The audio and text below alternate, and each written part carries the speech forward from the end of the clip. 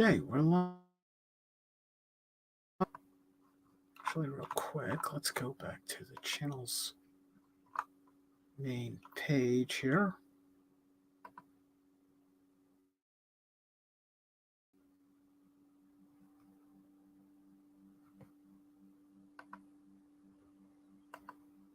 Good to know that it's working properly. Okay. Let's share this on Twitter.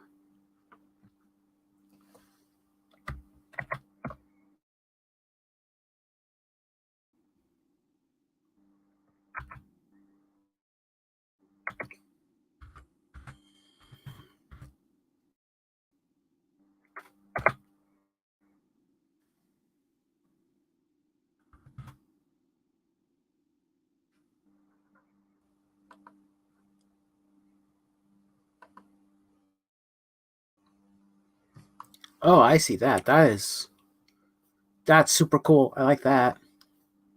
There is a really cool looking statue thingy. Okay, awesome. We are rolling. Everything seems to be working for now.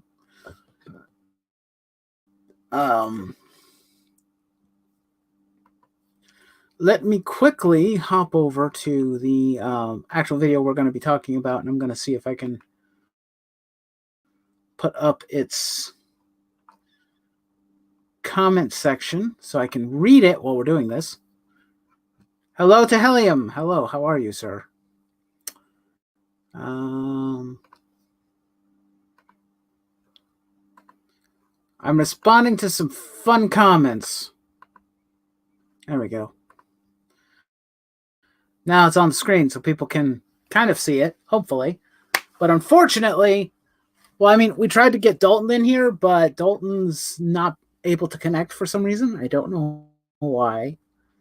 Maybe something's up with StreamYard. It's being a little buggy for myself as well, so I don't know if bringing people in is a good idea or a bad idea. I don't know at this point. You can comment about a game you haven't played? I can! I know, shocking as that may be. Yes, I can. Right? I can do that, right? I think I'm allowed to do that every now and then. But yeah, there's been some real gems of comments from those who don't like it or agree with me. You know, and it's totally fine. If you don't agree with me and you like the game, I'm not going to knock you for liking the game. I think you have poor taste to an extent, but I'm not going to hate you for it. Hello, Jonah. How are you? What's with the question mark? Why are you question marking me?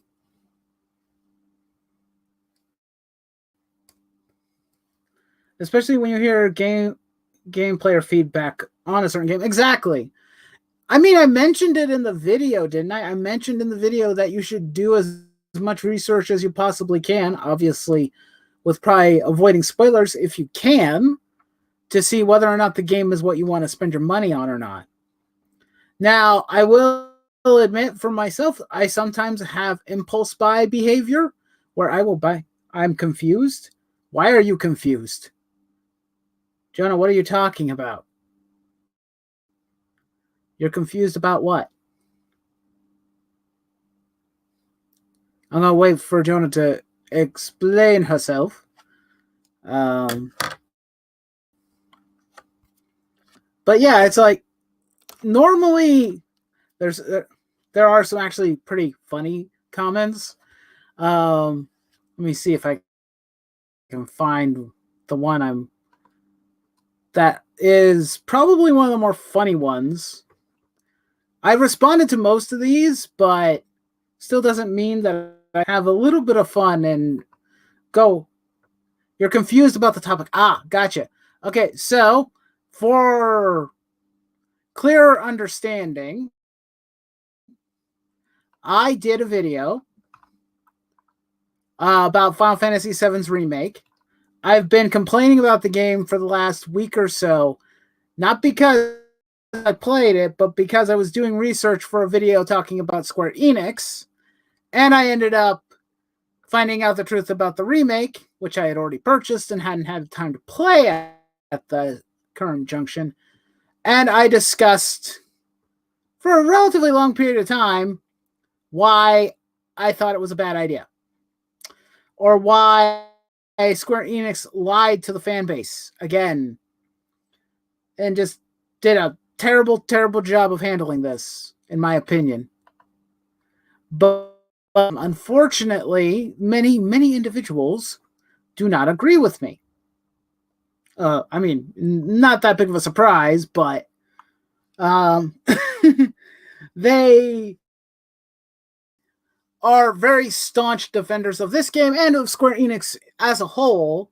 I like to refer to them as the Square Enix fanboys. There's many of them. It's not a very original name, I know. There's been many of them. How do I put this? There's been a large amount of fanboys over the years. I've dealt with them before when I did my video discussing Final Fantasy 15, where I explained why I didn't like that game and why I thought it was bad and why Square Enix kind of sucks at their job. But now we come to Final Fantasy VII's remake, and well, I covered it in the video, but for those who probably didn't watch that video, I guess I should cover it here, so then everybody is at least aware of what happens. There is a significant amount of meta commentary in the remake. They have how to I had much better ways of explaining it a few weeks ago, but I guess I'm burned out from explaining it a bit. But there was a lot of changes made to the game, and some of them were based on the story because they decided that instead of the story being about, death and acceptance and moving, or environmental messaging or identity, instead they decided to go for destiny and how the character should be able to alter destiny or change fate and all these other things that kind of just muddle the entire plot of the story and don't make any sense why they're here. Though one of the commenters seems to disagree with me and thinks that this is completely fine. But the changes made to the story were unneeded. I mean, for the most part, the fact that they decided to make the Midgard section 40 plus hours was unneeded for that matter, because it just bloats the game and it makes it way too long and completely unnecessary. But I recommend watching the video. I discuss my genuine feelings about the game and why I think it's bad without me having to actually pop the game into the console to actually play it. Because I made the mistake of thinking that, a sequel, or not a sequel, but a remake of a classic, I don't need to worry about spoilers because I've already played the game. But I was wrong. It was a mistake on my part.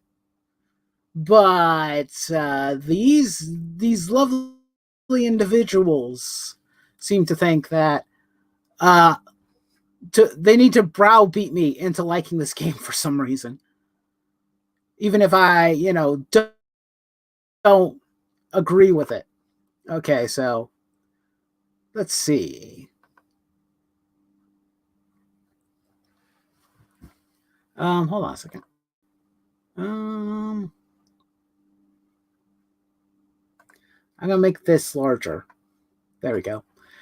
At least then that way everybody can see the comments as best as possible.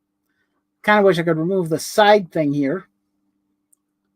Why a Goofy movie is better than you remember? Okay, I don't know why that's there, but because the video's only been up a few days, But some of the comments were interesting and I thought worth discussing. This person by the name of AS. Oh, by the way, while I'm doing this, please don't send hate to people, okay? They've sent hate to me, and I've done my best to be as polite as possible. I'm not perfect, but I'm not trying to throw too much shade. I'm just in strong disagreement with them. I'm doing my best to be polite. It says you didn't even play the game. Maybe you should try knowing what you're talking about before you talk about it. It's a great game with a surprise true line element that makes the game a sequel rather than a remaster. Okay, for starters, it's not a remaster. A remaster is something completely different. This is supposed to be a remake, which means it's not a sequel, which means it's a lie. And my response was, one, I played the demo. Two, if they want to make a sequel, then don't just do that. Don't lie to longtime fans who wanted an updated version of the original game. Then market it as one, then pull the BS story crap they did. I think that's a completely fair assessment. It's very brief and to the point. I shouldn't have to, if they wanted to make a sequel, just make a sequel. Problem is that Square Enix has tried to make sequels to 7, and most of them don't do well. That's not my fault that the sequels like Advent Children or prequels like Crisis Core don't really meet their expectations. Okay? That's not my fault. Okay? So don't blame me for that. Put the blame on Square because they're the ones who made that decision. But yeah, they lied to the longtime fans. If the fans wanted a sequel, they would ask for a sequel. But that's not what anybody was asking for. If that's what I wanted, I would ask for it.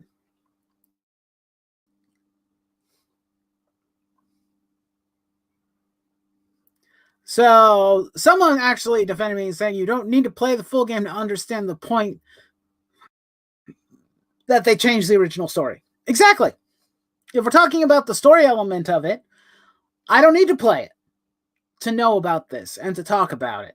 If I know what happens in the story, even if I'm missing, I might miss some beats and whatnot. That's totally possible. But if I understand the most important elements of the story, then yes, I am probably going to be able to criticize this story without actually playing the game. I mean, come on. If game journalists can do it, why can't I? Joking aside.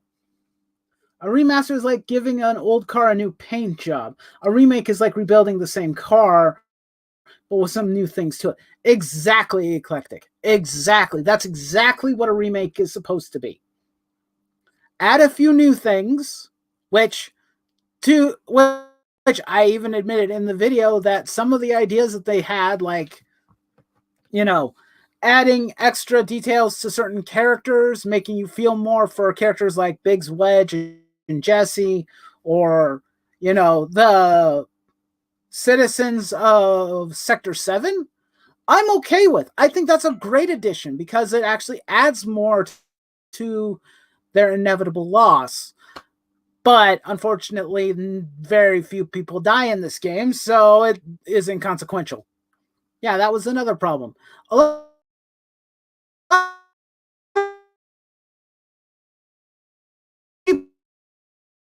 losing my screen. No, please don't do that. If there's too much buffering, I may have to just cut the I'll try and be more careful with how much energy I'm putting into this thing. And by that I mean how much things we're adding. Oh, Dalton's trying to come back in. Dalton, are you there?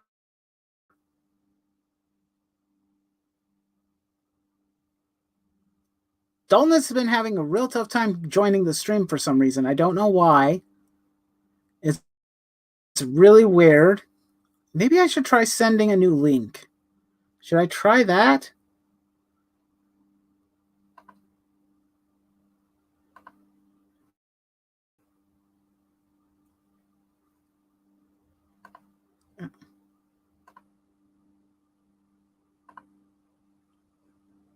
Okay.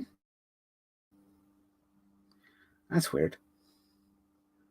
Final Fantasy VII sequel, Final Fantasy VII and Altero Destinato, bastardized way of saying altar of is destino. Alter the destiny. So what it should have been, if you're going to alter it, you know, then tell an altered story, you know. I'm gonna try a new link and see if that helps. I don't know if it will. Maybe Dalton's oh, it might be his Wi-Fi. Okay, that might make sense. I thought it might be on my end. Which, I mean, it's very possible it could be on my end, but I understand. Yeah, but like AS comes in and says, but you have to play the game to criticize it. Lol. No, you don't. The most you can do as someone who hasn't played it is to worry or be concerned. No. You don't have to just be that. You can also be upset about the decisions that the game developers make. I'm sorry that you don't feel the same way I do, but this is the truth.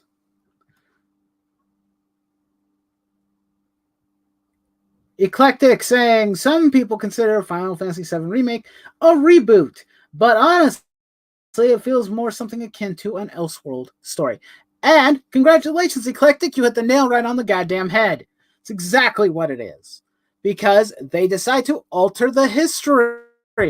They decide to make alternate timelines where Zack actually manages to survive. Somehow. They're pulling, you know, like a Marvel or a DC.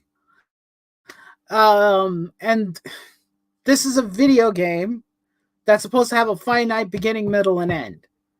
There's no room for alternate world shattering bullcrap, okay? Considering Japan kind of has a record of disturbing Spanish, this would be an okay title. I mean, your title actually sounds pretty good if it was an actual sequel or something, or what it, but it's not what it is. Though people keep trying to tell me that's what it is. Critiques and bashing the company for something they did that you don't even really know what they did is foolish and prejudiced. No, it's not prejudice. I critique and bash Square Enix on a lot of things, and it's not a prejudice. I just don't like the company's behavior and some of their business practices. It's the same as if I bashed EA. Everybody hates EA. Would it be considered prejudice for me to bash EA for its decision making? I don't think so. I think most people would be on board and say, yeah, let them burn. They'd be saying, no, they need to be called out on this. This is important. Or Activision. Or anybody else. You know? If it was anybody else, that people would be rallying behind the video. And they'd be saying, yeah, we agree. This is kind of shit. But no.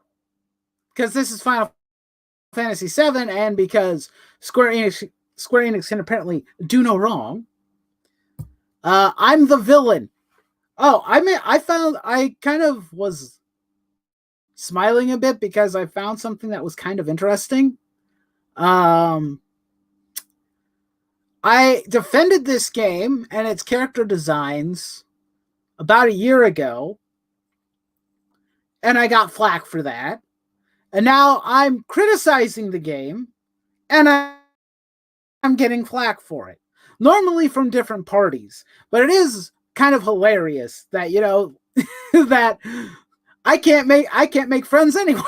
Apparently, it seems as though everybody hates my content when it comes to that. I'm gonna.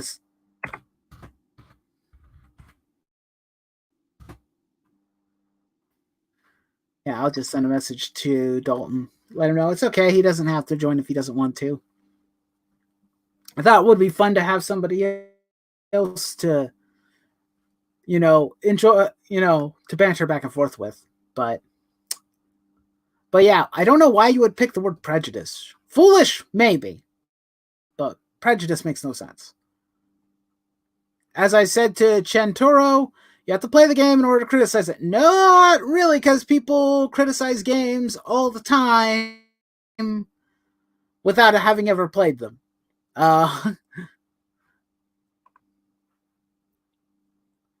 This doesn't interest me, not play it. The problem is that this did interest me, and I played the demo, and I liked it, and I bought the game. Something you haven't experienced is basically prejudice. It's not. Reconsider your approach, and you'll have a happier, more balanced life. I don't have to reconsider my approach, I don't think. Maybe I could if you give me a good reason. Okay. We'll see you in a bit, Eclectic. That's fine.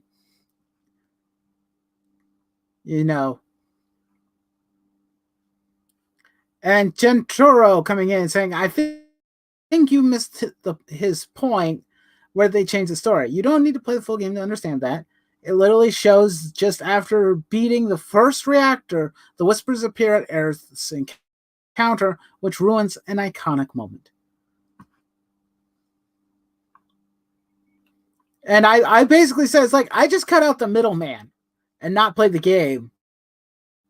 Like I said, I was doing research and it didn't consider spoilers from reviews I watched. Yeah. So, like, I just saved myself 40 hours of time. You know?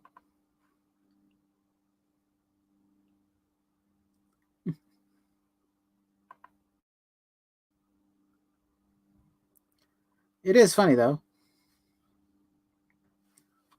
And, and then saying, cool, don't play it. But staff YouTube trying to bait clicks and views with your uninformed, provocative hot take. Thanks.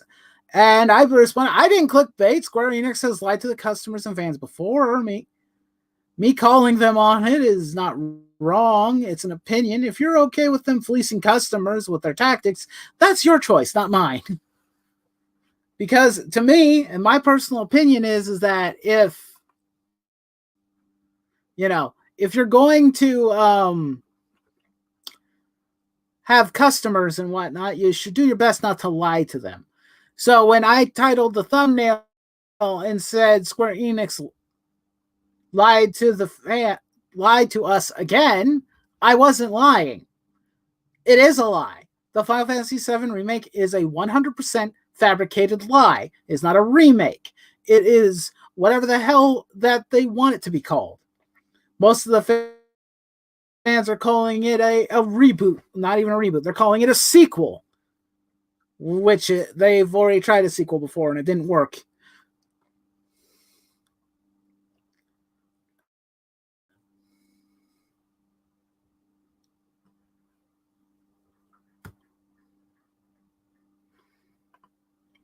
Let's see.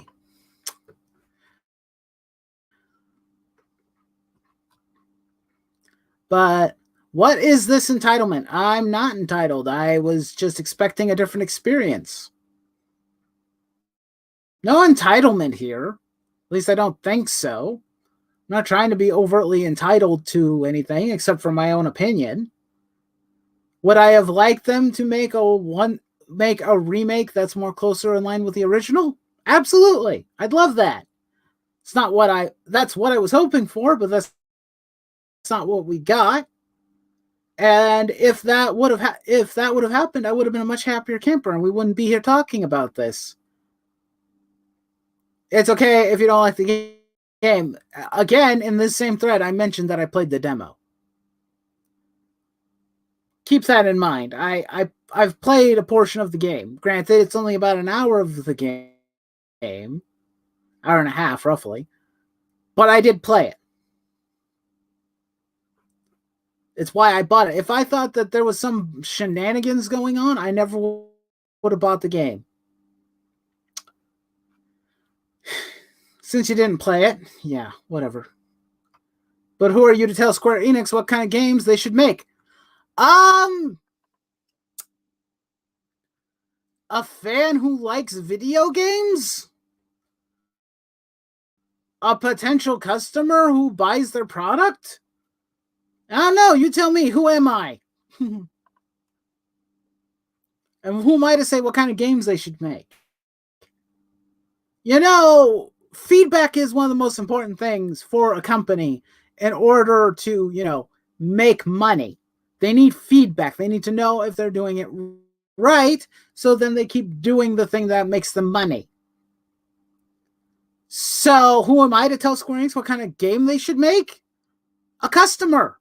That's who I am. I'm a customer who likes their franchises and likes some of these games and wants them to do well and wants them to be well made and not a bunch of crap. I know that's kind of a childish way of explaining it, but I would like a game of Final Fantasy VII that's an official remake of the original. A game that lasts 40 hours, covers the entire story of the original, with maybe a bunch of... I mean, over here on the side, we can see a video for Persona 5. Persona 5 Royal does this. I don't know how much more easier I can make it. Persona 5 Royal is the same game as Persona 5, with 20% added content added on top of it. Does that make any sense? I hope that makes sense. Adding additional content to an already good game. That's what Square Enix should have focused on. Not an overly bloated game with a bunch of busy work that also happens to bastardize the story. I don't think that's too much to ask for, considering other game companies can do it.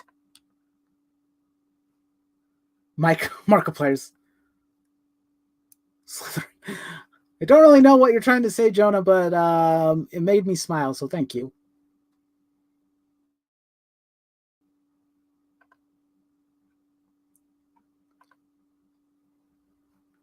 Let's see. All right.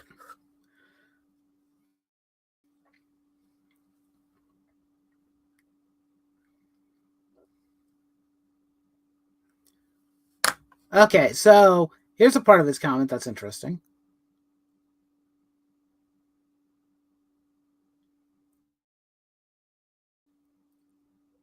Oh, I didn't even realize this. Honestly, I respect people's opinions. No, you don't. When they are grounded in experience and reality. I do have experience. And I live in reality. Thank you very much. Bait viewers with this hot take. An uninformed opinion is an illegitimate opinion. I am informed. If I watch a video of people discussing this at length, how am I not informed? Could I get an explanation for that? How am I uninformed? If I watched a bunch of people's videos, both positives and negatives, and ended up with people talking about this.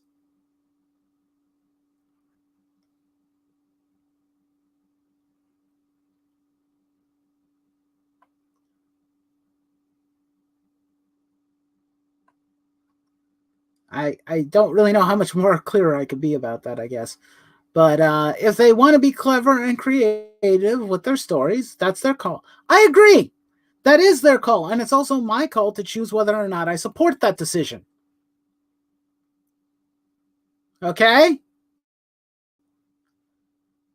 It is my decision if I think that their clever, creative ideas are from the bottom of the barrel from a Kingdom Hearts game, then I'm free to ridicule them for it and make fun of their decision, which I do because it's fun and because I think it's fair to do so.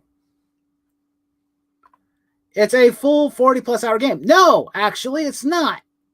By 40 plus hours, you mean the fact that it's filled with filler content, most of which could be completely cut from the game and doesn't need to be there.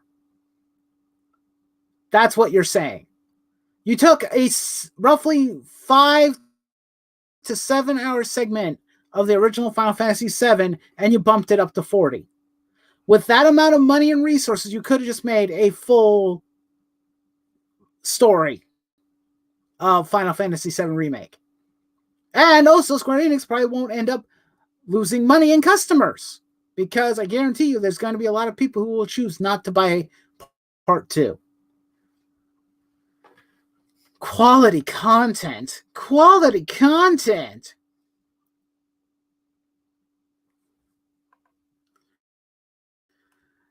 Oh boy. This is funny. No one lied. Sure. Keep telling yourself that. They didn't lie. They just stretched the truth, right? It's not like they're a politician who will lie to get what they want, and in the company's case, lie to get money. And actually, I asked this on Twitter too.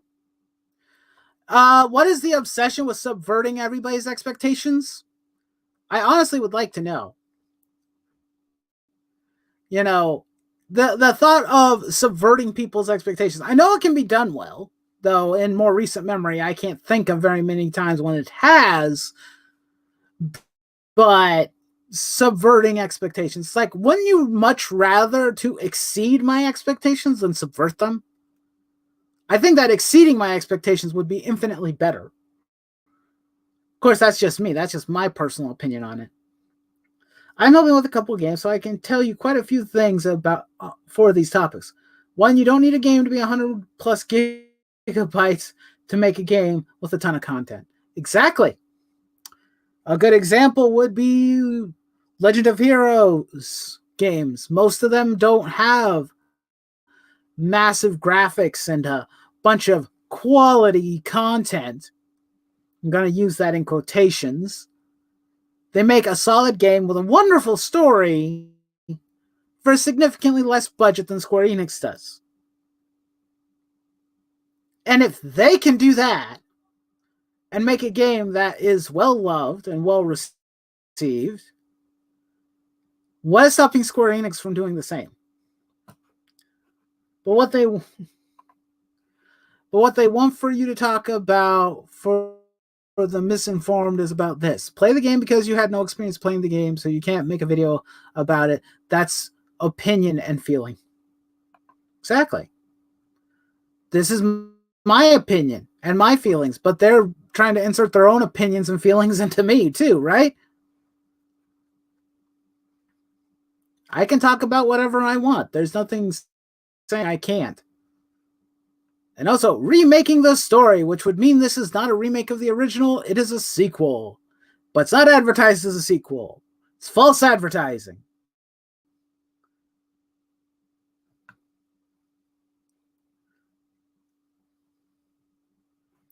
And I mentioned the whole fake false advertising and the fact that they can make the whole game instead of part of one.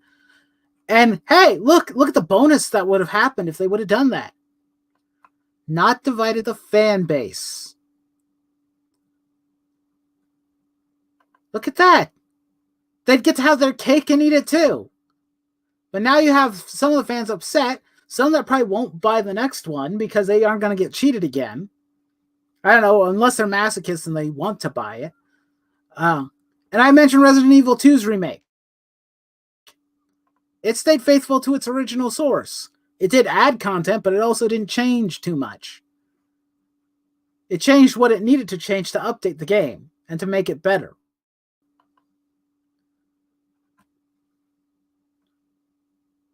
I can try and send you the link to Helium if you want to. I don't mind. Let's see if we can get you in and if it'll work for you. There we go.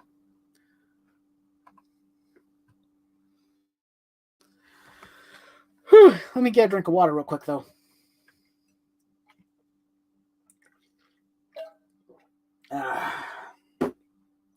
delicious H2O, the lifeblood of the planet.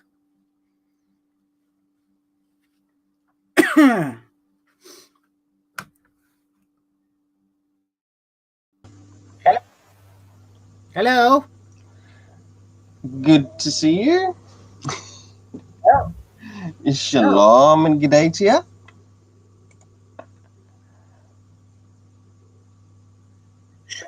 Shalom and good day to you too.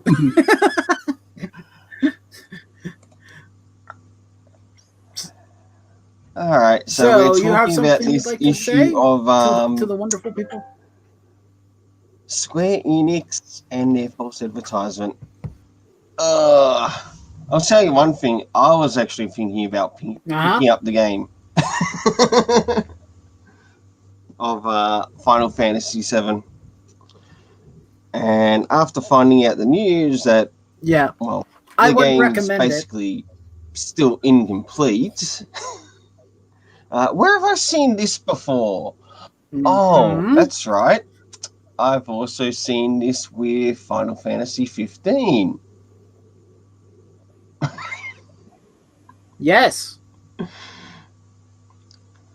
Exactly. That game was incomplete as well.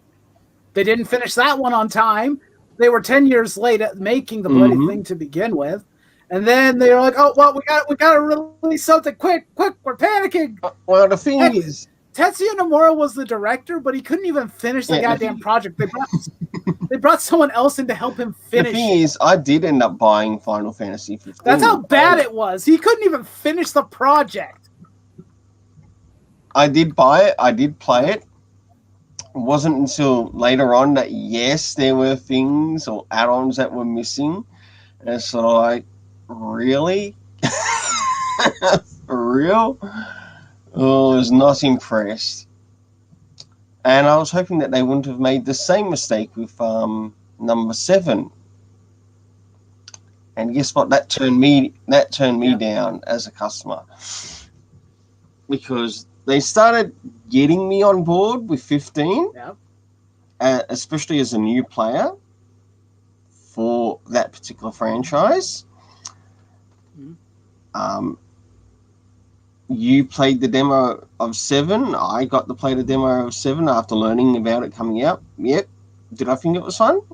Yeah, it did look fun, but also learning about afterwards that it's basically not the complete thing and things were missing.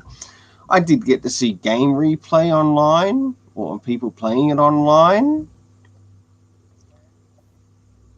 And basically, as they reach the end of the game, it's not the full game. This is only part 1. Yeah, okay. I'll wait until the full thing comes out, which will probably be in 2030, knowing Square Enix.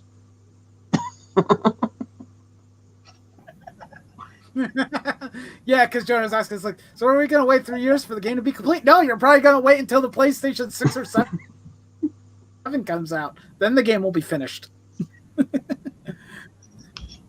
Poor timing, just in general. They're terrible at time management. I swear to God. It's one of their worst defining attributes of as a company. They make horrible decisions with their time management. Like I said just now, it's like you made a 40+ hour section to a section that was originally only about roughly 7 hours at total. You could have made the whole game and probably save yourself some money for doing that. Jesus Christ. But no, you segmented it off. And I've mentioned this a few times that you did it so that you can milk the franchise more, which you guys already have been doing. So this is current Square Enix, where they like to milk franchises for everything that they're worth. I mean, hey, everybody loved Final Fantasy 13, or at least bought Final Fantasy 13. Square's like, let's make a sequel. Then the sales weren't there. And they're like, well, that can't be right. Everybody bought our game. Okay, make a third one. Even less people buy it. What did we do wrong? It's like Final Fantasy 13, the first one was a fluke. Everybody wanted it because it was the first Final Fantasy game for the PS3 and 360. but turned out to be a Nice really and bad simple. game. They didn't listen to the customer That's- base. But where have we seen that before? Yep. A number of other places. With everything that Square Enix does. Oh, this. Sorry, go ahead. These people don't read the comments. Comics, they do this. Da da da da da da da. What's your proof of that? No proof. It's just an accusation I've got against you. Okay. Have you got more evidence to go with that? No, I'll just go Me Too movement against you now.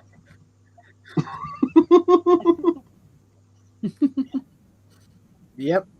It happens a lot more than I'd like to see when companies make that mistake. Of course, with Square Enix, they aren't really very vocal towards their fan base. They just like to milk them for everything they're worth because they know that a good portion of their community will defend any of their actions, like religiously, like they're the second coming of Christ or something. I'm not kidding, because this happened with the 15 rant video that I did, because I played 15 and I didn't like it. This was before I even considered the fact that the game was incomplete. But I got so many comments defending the game, saying, it's a good game, it's a good game. If you don't understand what's going on story-wise, check out the supplemental material. If I remember with Final Fantasy... I shouldn't have to. The game has to stand on its own. I think if I remember with Final Fantasy 15, they brought out like a Royal Edition, which had all the missing parts in it. Yeah. Mm-hmm. Well, I finally made a start to playing the storyline of Arden. I can be very thankful to the Ultimate Game Pass on Xbox for that. Like, I reckon if they had started off the game with, say, you being Arden, and then sort of like use that to move to the future, to the present day. So you start off in the past with the main character of Arden. You use that. You then move into Noctis.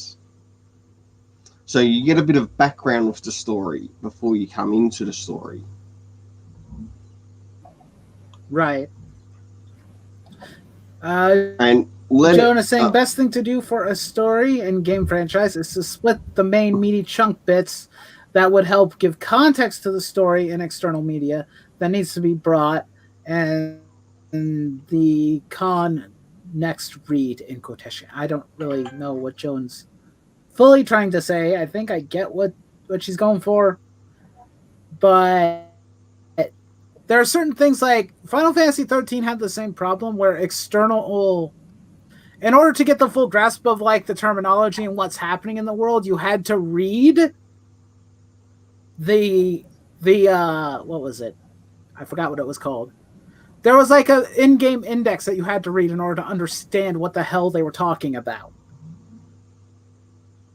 Because it's never explained in the main story. You have to actually go out and read extra content.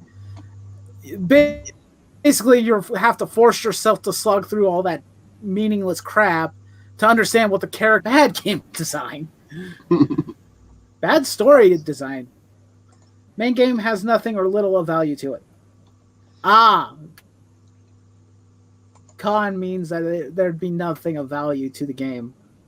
If the most important, I get it. Now I get what you're trying to say, Joan. If the most important elements of the story are hidden behind external media instead of in the game itself, it ends up the game ends up having less value. Yeah, and that's exactly what 15 did. It had less value. And in it, you got add-ons. I didn't care about the characters. The add-ons, of course, there was Arden, there was friggin' Comrades, whatever the fuck that was about. I still got no fucking idea.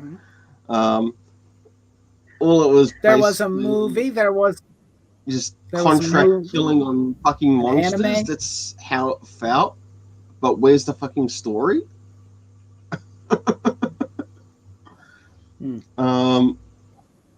I think Yep. some of the side I stories were a little bit more interesting in um,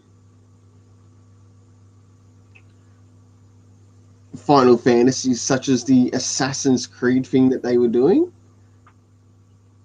I did like that hmm. because it was sort of like a bit of a crossover, as if something from this world enjoys something that's sort of like from another world,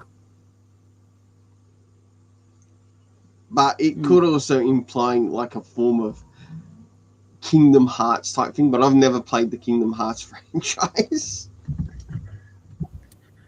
Well, Tetsuya Nomura loves his incoherent, rambling bullcrap about Destiny, Fate, and all this other random BS that he likes to throw into games where they don't belong. He loves Kingdom Hearts. Kingdom Hearts is his baby. I understand that. But I don't want Final Fantasy VII to turn into basically Kingdom Hearts 2.0, I will second where the that. where the plot is so goddamn convoluted nobody can I freaking will follow it second that. anymore. I don't want that. I hate that. Yeah. Yeah, exactly. I've played Kingdom Hearts. I know these things. The plot is convoluted and makes no sense. You took a simple story idea and made it make no sense at all. I don't know how you could do that, but you did it. In order to understand anything, it makes me afraid of finishing Kingdom Hearts 3, actually. I've played some of it, and it's fine, but I'm afraid to play all of it because I'm afraid I'm going to be missing crucial key elements because I didn't play all the games. But that's Tetsuya Nomura for you. Heck, it was kind of funny. Even the mobile game that they made for Kingdom Hearts, even the mobile game had ties to Kingdom Hearts 3. Which means that if you ignored the mobile game, there are parts that you don't understand. It's like, wait, what? A mobile That's game. crazy.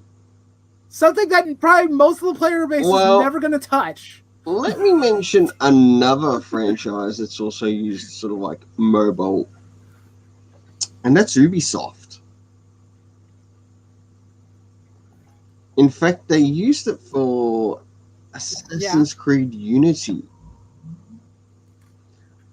I think it was more like them trying to experiment with it at the time. It wasn't the Yeah, best, it yeah, I wasn't the think I remember that. strongest, I'll give it that. But it did sort of add more to some of the story in it. Hmm, Um, interesting.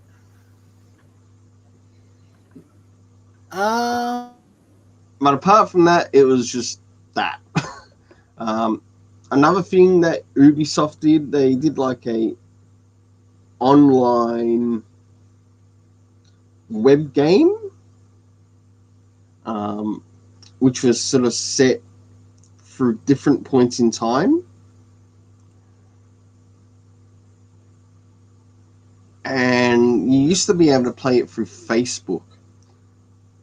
If I were to look for that game now, it would be probably gone, disappeared.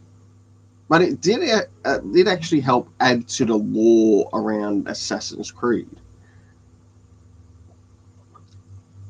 But you had like different people that were being used to discover this lore.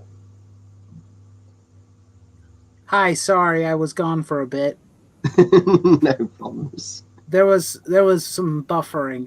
I swear to God, I think StreamYard hates me. Maybe I should just move these over to Discord instead, because I swear to God, this keeps on becoming a continuous problem. I don't know why, but could just be my connection. But still, we've had times when there's no problems at all. So I don't know what's going on. Jonah's saying, play Halo 5's campaign. Heads up, don't bother looking up anything for it beforehand so you can experience the game blind and tell me what you think. Considering I haven't played Halo 4, I think the last Halo game I played was Reach, and before then it was Halo 3. So I have no real interest or desire to play Halo. I've never been that much into first person shooters anyway. So, I mean, Yeah, I I've played liked Halo. Halo. I liked Halo for a while, but I eventually lost interest. Not because the games The are bad. first game, I just lost interest. the first game was good. The second game wasn't too bad, but once they sort of like moved on to the third, it slowly loses. Yeah. Well, I wouldn't say the plot, but it tries to expand on the plot. Mm-hmm.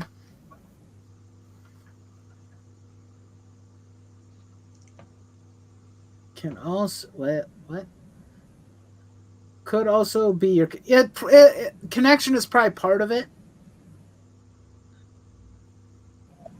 I can be honest with you there. It's probably partially connection, but yeah, probably using OBS would probably be better.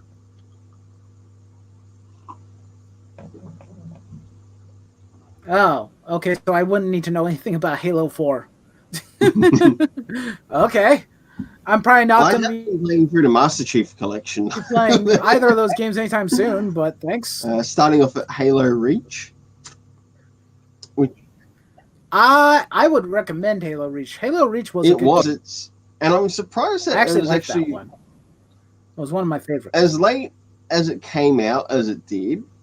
It's actually meant to be a prequel story to the game.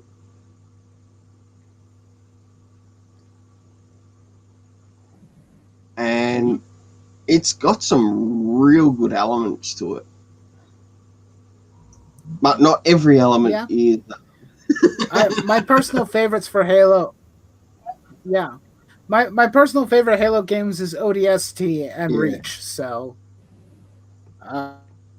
story wise and gameplay wise too, both of them played really well. Halo 4 had a decent story. That's good. Let's see. Um, I actually want to get to some more of these comments because some of them are hilarious. Because that's what we're here for. We're here to read the comments and respond to them. So we got this individual by the name of Drew. The twist at the end of the game is actually a sequel was effing mind blowing, and has for the game itself it is the best Final Fantasy game they've made since 9. What does 10 not count? Try playing it first for F's sake. It's a brilliant game. Sure. You tell yourself that. um, let's see. They've remade Midgard now that the next part can go in any direction that they want. It won't be blatantly obvious what's going to happen. Sephiroth is manipulating time to his will. How is that not effing epic? Okay. Okay. I'm going to break down this particular segment of the comment because it's the funniest part. The remade Midgar. Okay, so the creators of the game have openly admitted currently that their goal and objective for this game was to have people on YouTube and whatnot create fan theories and hype and speculation videos on what's going to happen next. They have openly admitting that they're playing to that particular part of the fan base. They're not playing to the actual, just the standard fan base that wants this game. They're playing to that fan base because they want there to be speculation and bogus hype for a game that's not deserving of any of that. Dalium, do you have any thoughts about that? Well, when they show some of the gameplay videos, I missed Huh? what you said. Well, what this? Yeah, the person says that they remade Midgar. Now the next part can go in any direction they want. It won't be blatantly obvious what's going to happen. Sephiroth is manipulating time to his will. How is that not epic? Is how was at least a portion of the comment. And I explained that the creators of the game have made it abundantly clear that they want the fan base to create fan theories. They want them to do speculation videos on what's going to happen in the next installment. They're playing to that part of the fan base.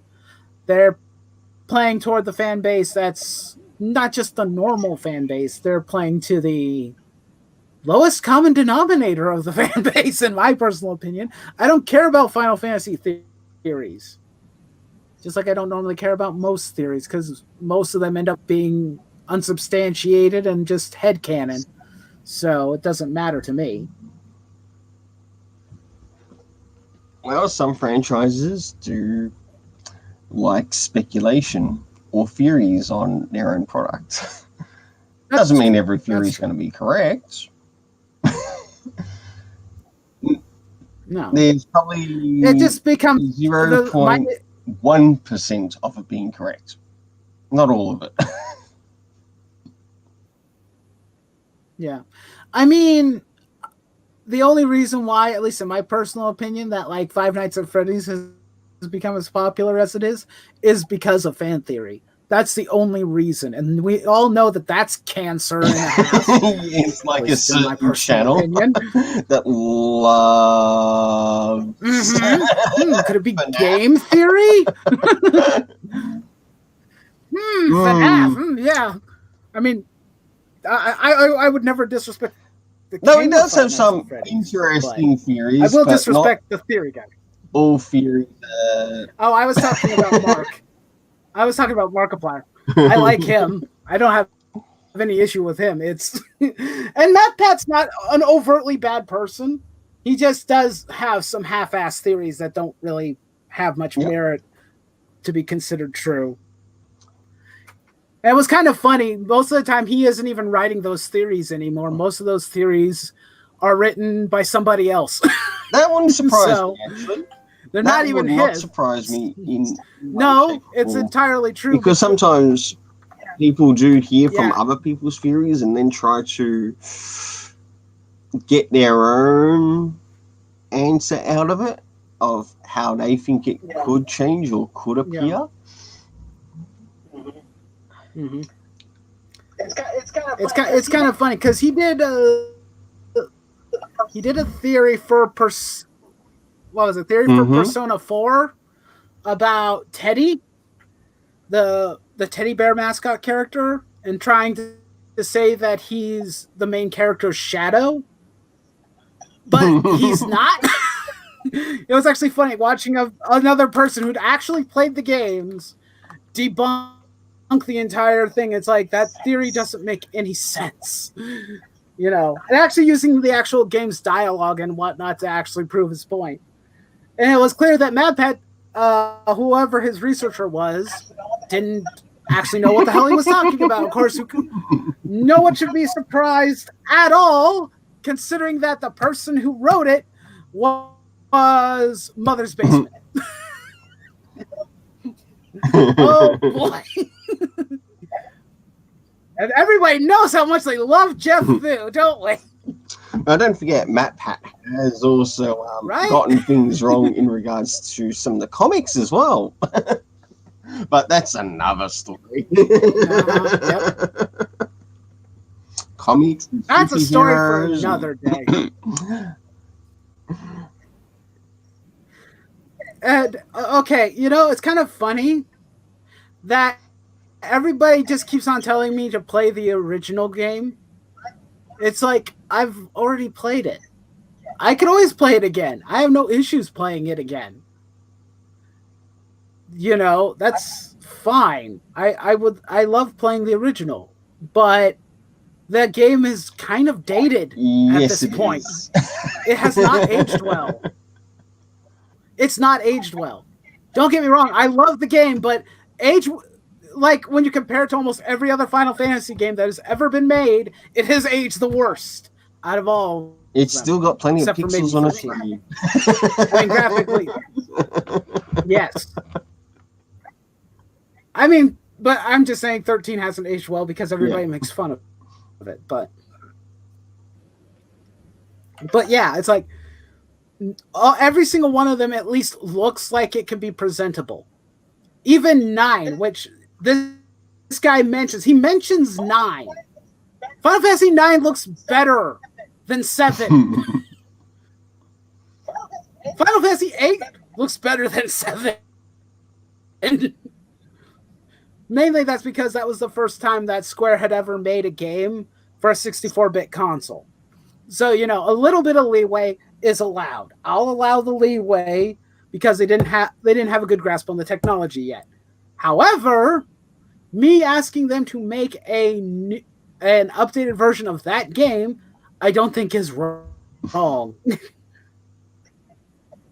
Considering they've done it before. All right. Let's see some of these other comments that you got.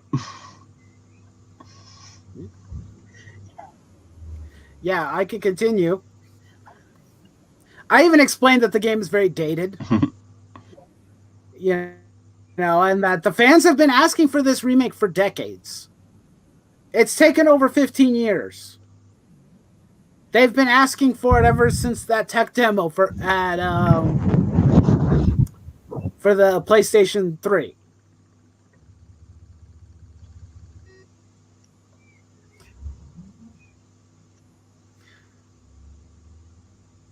Uh, let's see, what else is there?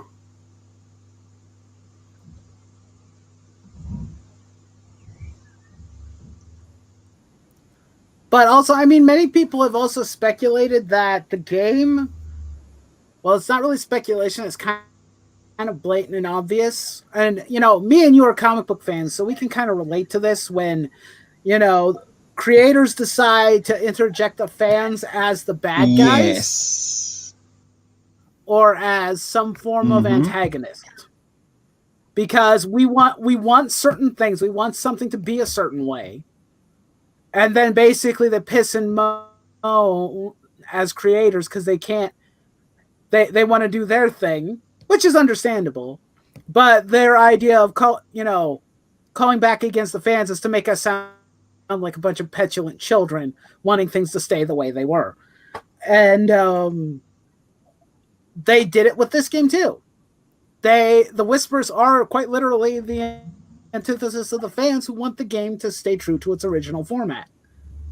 And them, the party, and more importantly, Tetsuya Nomura, having the party kill that thing is basically giving us the biggest middle finger possible and saying, F you, we're going to do what we want to do. We're going to make our own Final Fantasy VII. You guys are out of the loop. Fudge you and get bent. It's like, it definitely comes off like that. And it's not exactly a good thing to do. It can be very painful for the fan base to have to hear the creators basically say, we feel hampered and constrained because you guys want this, but we want to do this. It's like, you could do your own thing if you want. That doesn't mean that everybody's going to be in agreement with you. What's up next, Square Enix? Would I have an Omniverse too?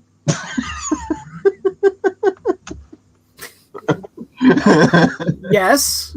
That's what I mean, Zack freaking survives in the remake, and people are speculating that it's an alternate timeline. And if that's the goddamn case, then yes, there's going to be spin-off and Omniverse games. There's going to be a million Final Fantasy VII games that'll probably take 5 to 10 years to make, but they're going to make them, and they're going to bleed the audience dry for these characters. Actually, that was something that was interesting. Somebody did some videos discussing it, and I thought he did a really good job of it. I think his name is Orion85. Shout out to him. But he said that he believes that a lot of the fans for Final Fantasy VII, or especially those that staunchly defend this remake, are in love with the characters more so than the actual story itself. That would make sense. And that kind of lays credence to kind of how Square Enix makes their games even.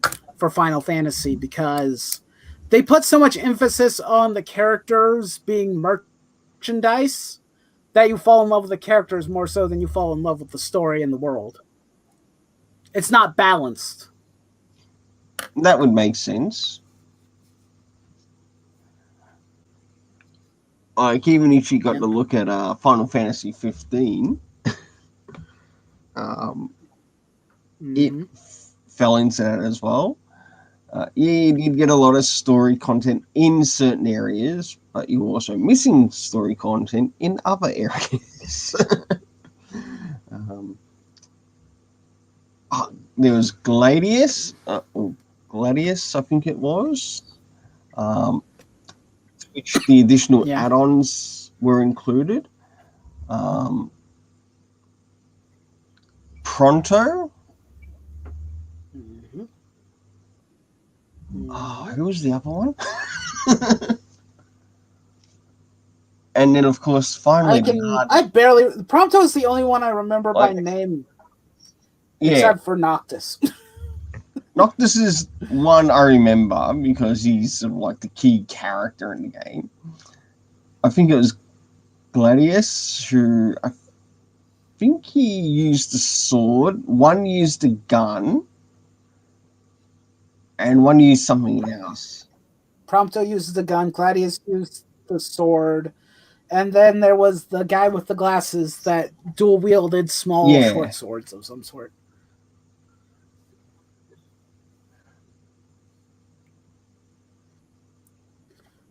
What did you send me, Joan? What did you send? It looks like I might be expecting a parcel today. Woohoo! My comics will turn up. Yay! I got 2 packages yesterday. It was a good day. Halo Anniversary. How not to do a remaster. I'll have to check that out later. That might be fun to watch. I'm not big into Halo, but it might be an interesting, thing to watch in the future. Just to kill some time.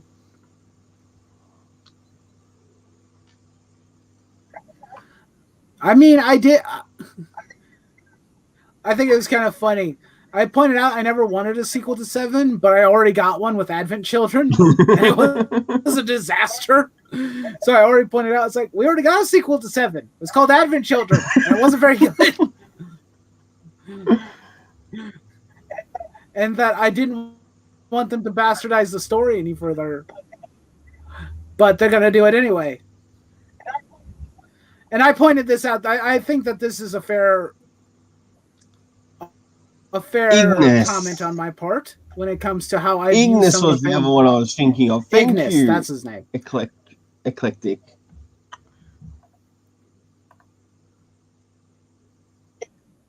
Thank you. We appreciate it because we can never remember his name because he's the quietest out of all of them. For crying out loud, it's a swappable hairstyle boy band with no freaking substance. It might as well just no offense, but I didn't like those characters. It's quite literally just a J-pop band cross country in a fancy car to a wedding. That's all it is.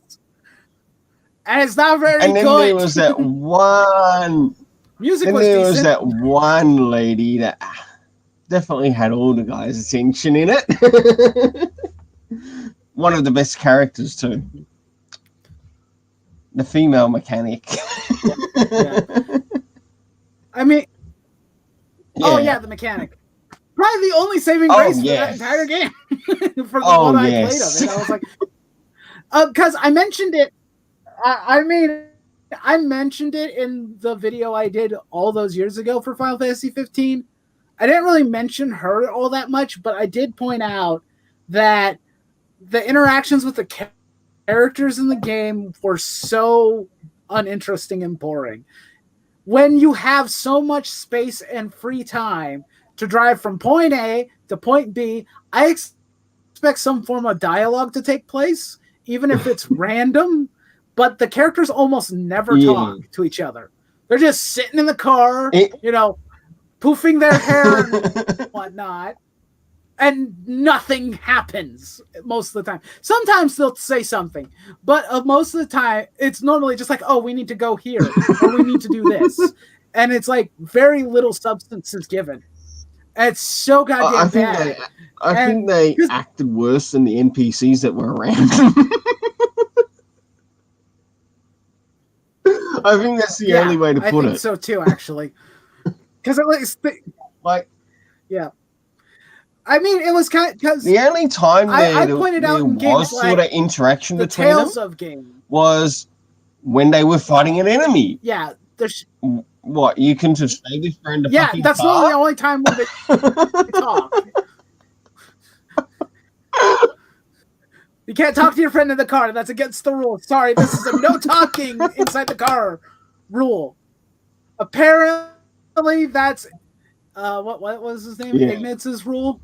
Apparently, yeah, it's Ignaz's rule. Considering he's normally in charge of driving anyway, he makes the rules. Apparently, no one's allowed to talk in the car.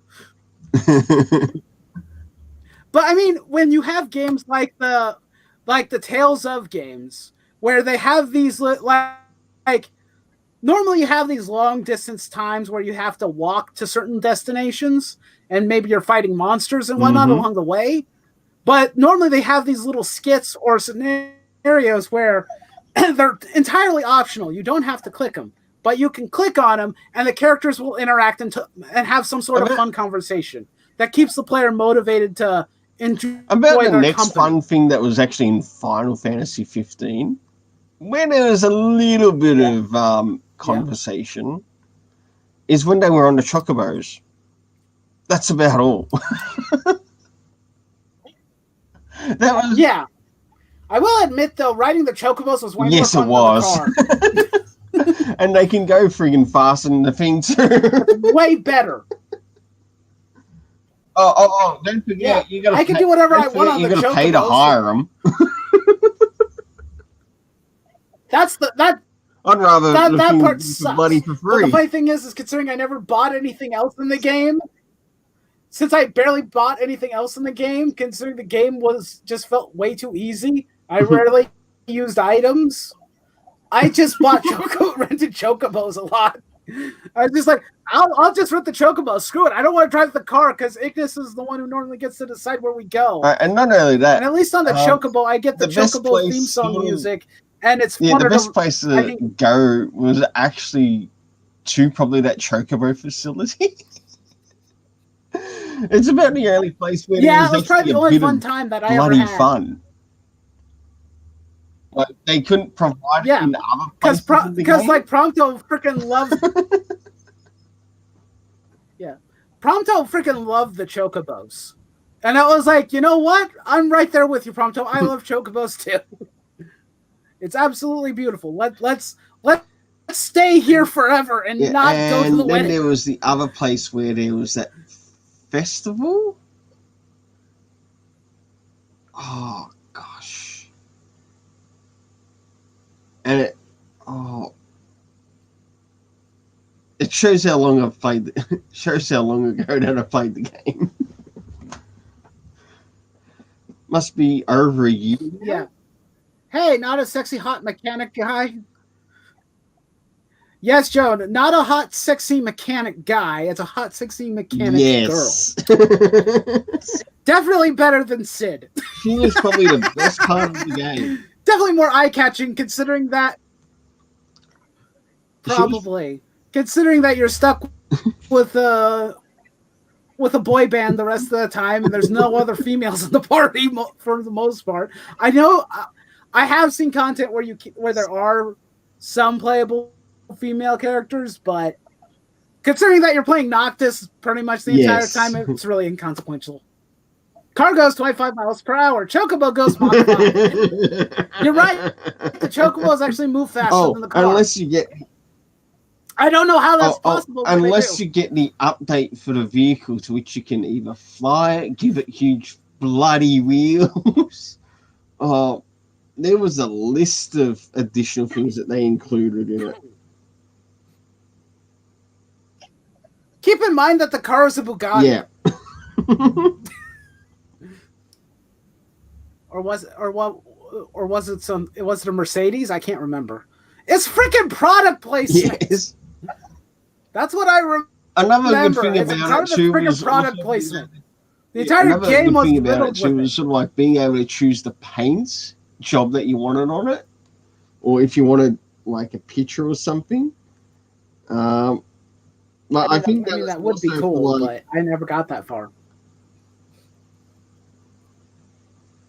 a bit of an interaction with the audience. Um, Mm-hmm. yeah, I did get to add some of those things to the vehicle.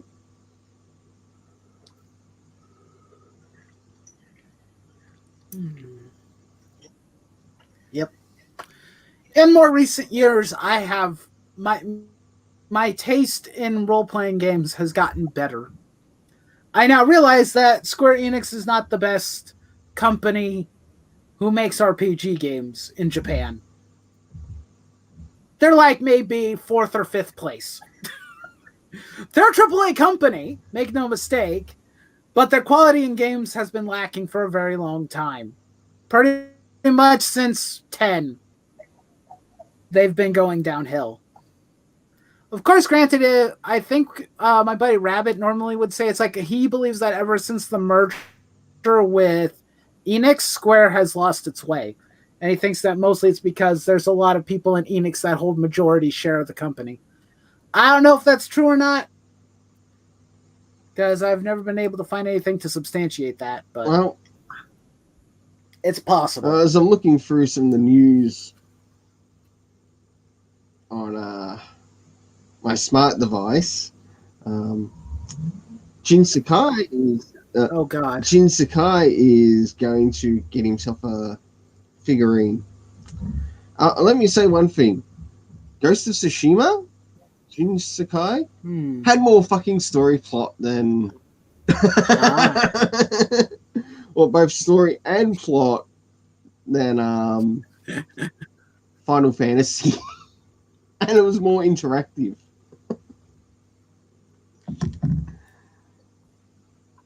But they probably won't make it Game of the Year this But year. yeah, I was like, I'm going back. I'm gonna go back to the comments, but this was part of one of my comments. It says, a good amount of you guys will buy anything Square sells you, and thinks it's God's gift to gaming.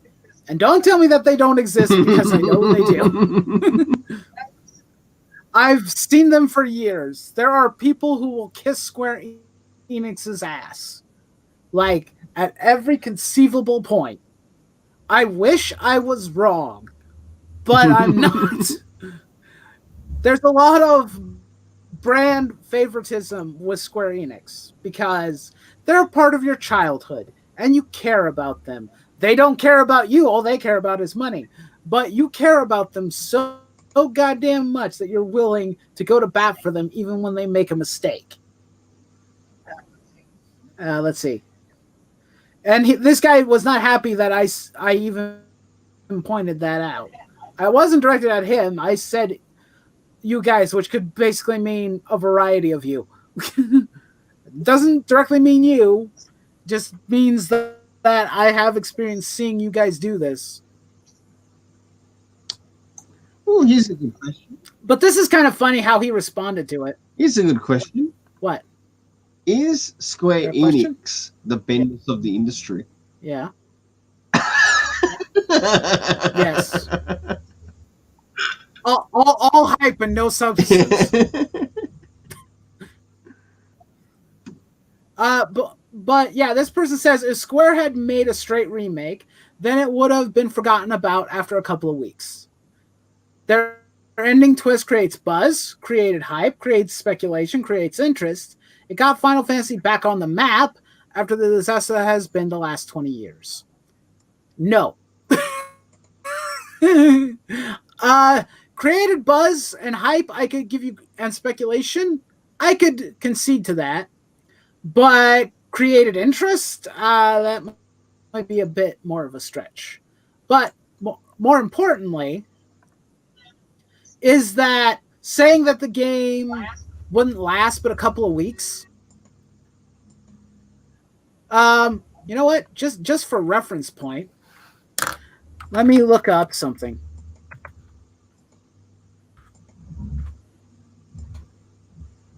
Let's,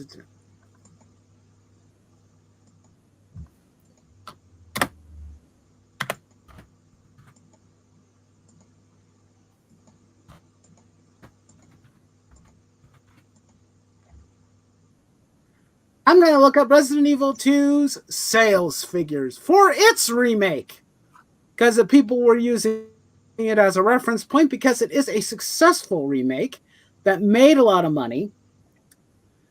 And let's see, by December of 2019, the game had sold over 5.8 million copies.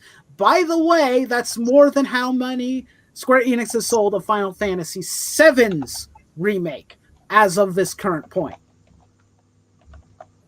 I don't remember when its release date was January. So for an entire year, it climbed.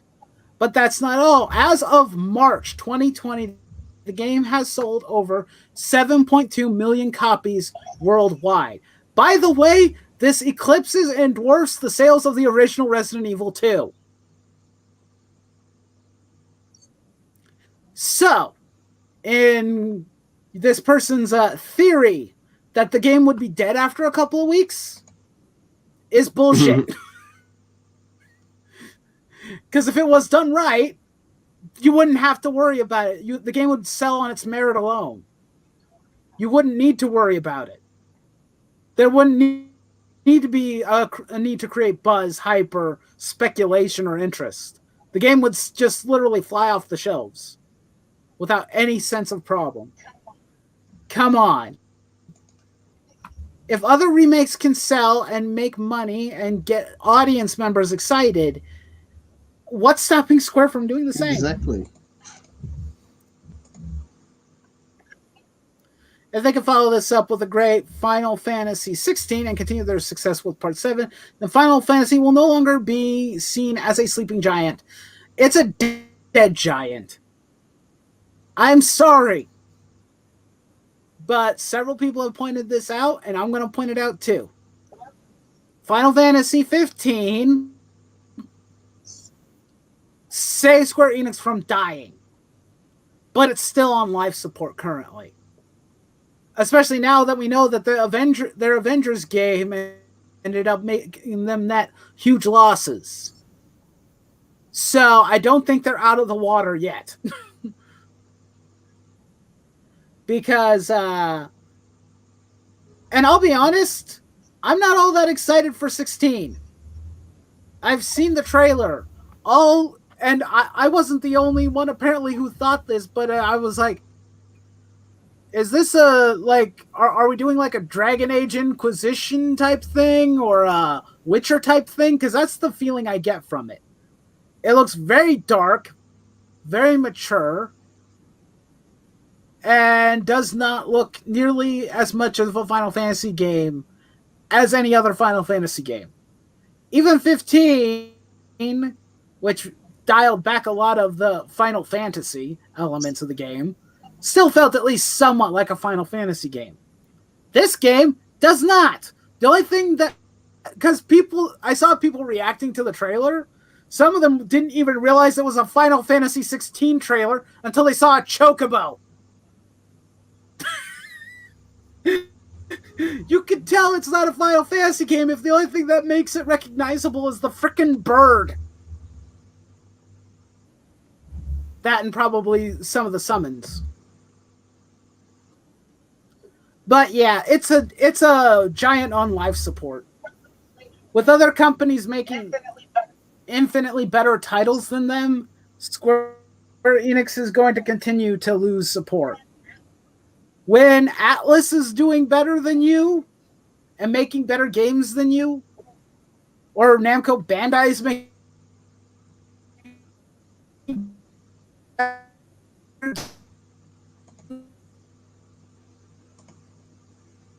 you, I think you're a dead off.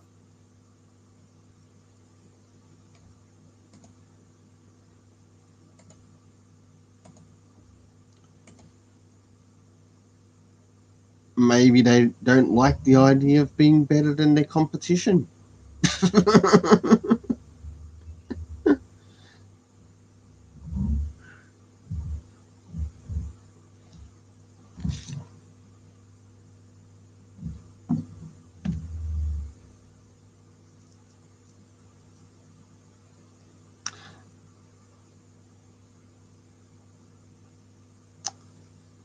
Maybe Night Wolf. Maybe they could do The Last of Us 3, Square Enix.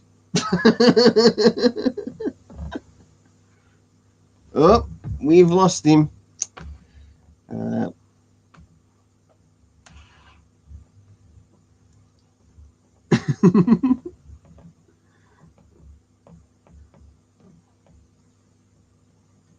well, it's quite possible. Well, we'll see what happens in time. Maybe Square Enix will do The Last of Us 3. And when they give you the game, you've only got one chapter.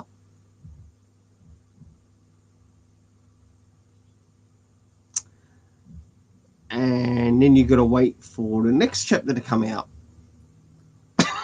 I'm back. The internet died on me again. When Yandere Dev is making a better game than you, wait, no, I think they're still better than Yandere Dev. Probably. At least there's that, right? I'm gonna not add the screen back up again for the comments because I think that might be what's causing part of the issue. Because having the other tab up is probably causing a bit of instability. The share screen. That's Yeah. understandable. The comments are available for people to read if they want. And by the way, go and watch the video itself because I enjoyed making it. Give me more likes because right now I'm more disliked than I am liked. I'd like a nice even 50-50. We're so close, guys. Can we get this up to 14 likes? At least then I'll be perfectly balanced and then I can use the Thanos meme. I don't know why I went there, but it was funny.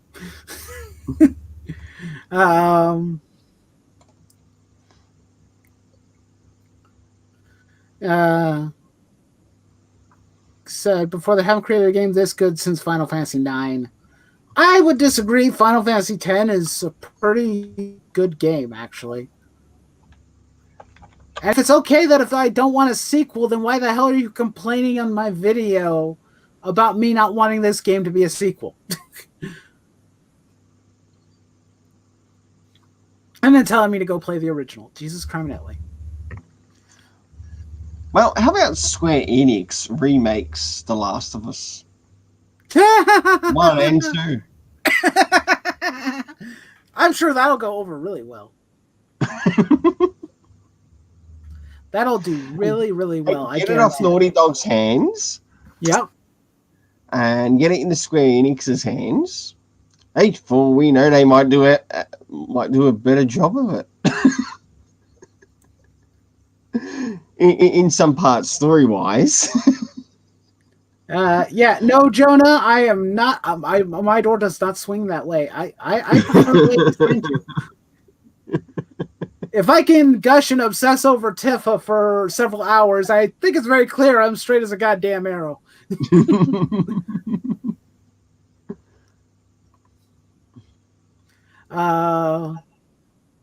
Let's see.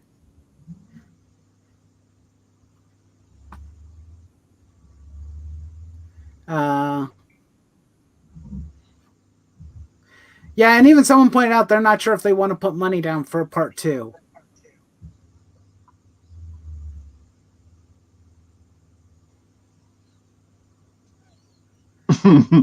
Someone pointing out, I would say do all the research on the game whenever it comes out and vote with your wallet.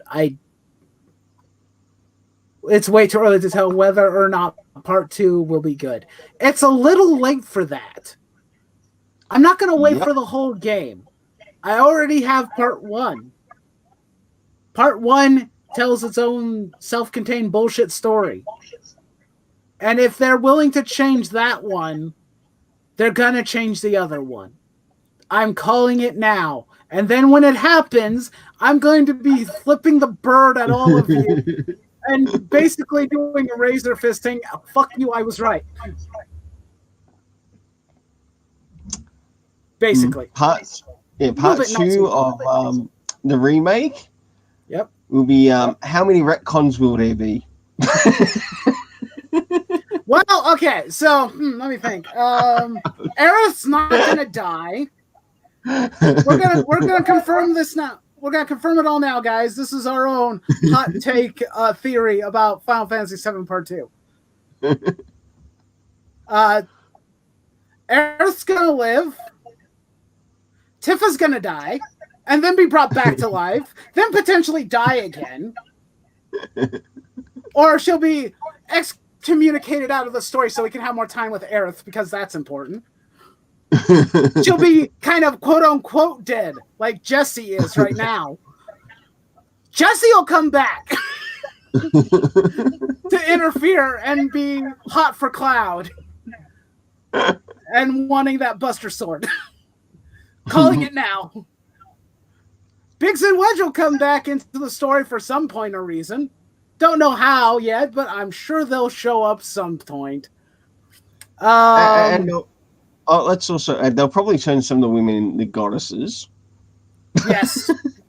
Aerith will probably turn out to be a god or goddess, however you want to put it.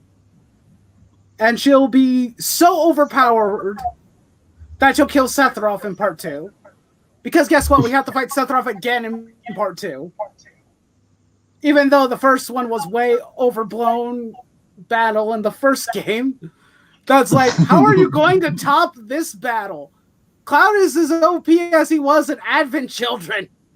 He's bouncing all over the place, slashing buildings and shit.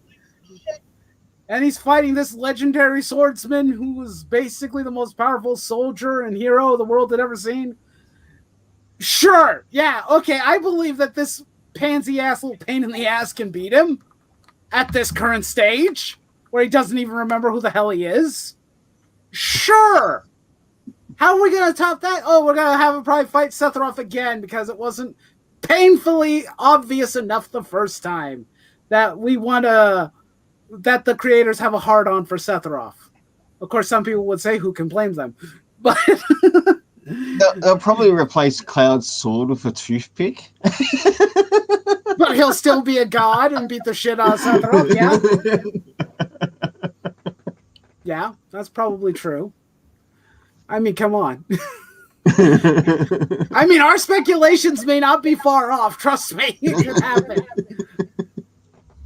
If they're willing to make that many drastic changes, who's to say they won't make more? Yep.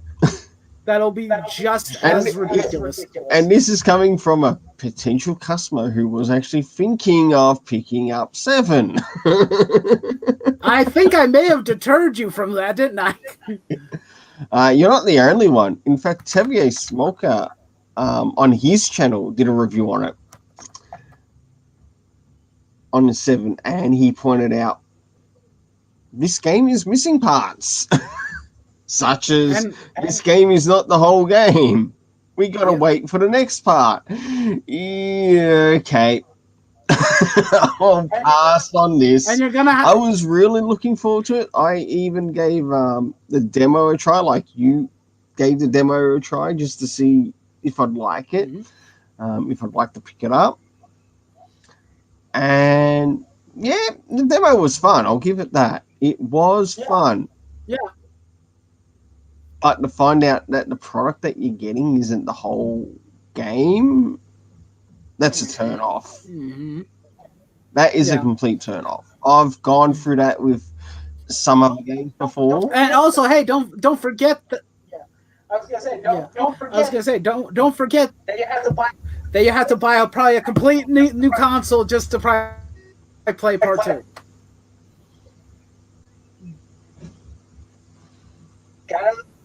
Gotta shell out that money for the PS5. Come on, guys. You know what you gotta do. You gotta buy the PS5 and potentially PlayStation 6 before you can get the whole story. It'll probably be the PlayStation 16 by the time it comes out. Or it could be the merged consoles of both Xbox, PC, and PlayStation all molded in the bloody one.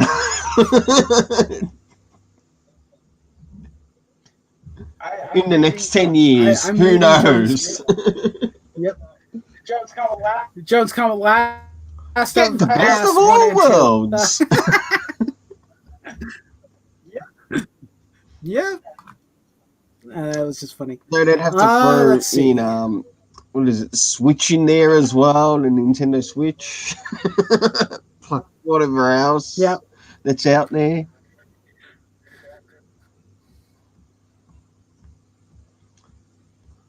What was the Google one? I think it was the Varia, wasn't it? The what? I think Google were meant to be bringing out a console of their own. I think it was called the Varia The or something Stadia? like that. It's called the Stadia. Stadia. Isn't it? That Yeah. yeah, that's probably what I was thinking of.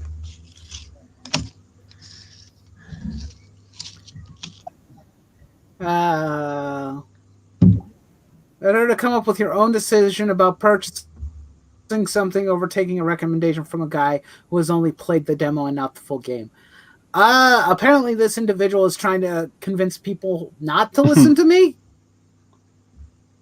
when I'm just sharing an opinion and just giving fair warning. If you like the remake and or part 2, then great. Definitely get them whenever you get the chance. But if you didn't, then don't It bother. sounds like It's they that need simple. to listen to people who were basically potential customers to the game. Who thought about picking it up and then learned the truth afterwards. Yep. Let's see. This person says, after thinking it over some and after watching the video in its entirety, I'm sure you did, because most of these people seem like they haven't.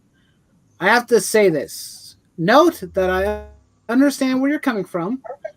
Is the game perfect? No, it's not.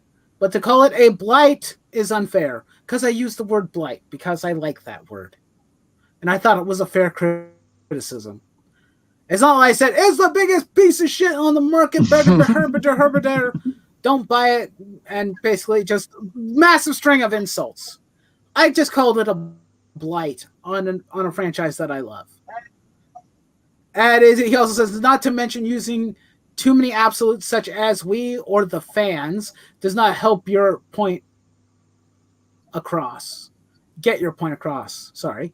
By we and fans, as I mentioned in this video, and I'm going to say it here on stream, the we and the fans refers to the fans who were fans of the original, who did not want these changes. Okay? There are fans who were fans of the original and love this game. And that's fine. They're free to do that. Just knock yourselves out. Go crazy. But I'm not one of them. And saying that it looks like I'm speaking for everyone, I'm not. I'm just speaking for myself and for those who, are in the same boat as me. And he says that I need to try better to, word things better in the future. But he says that he understands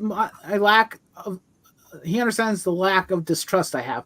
If you do, then why are you so against me saying certain words? If you understand my lack of distrust for the company and understand that I'm not the only one who feels that way,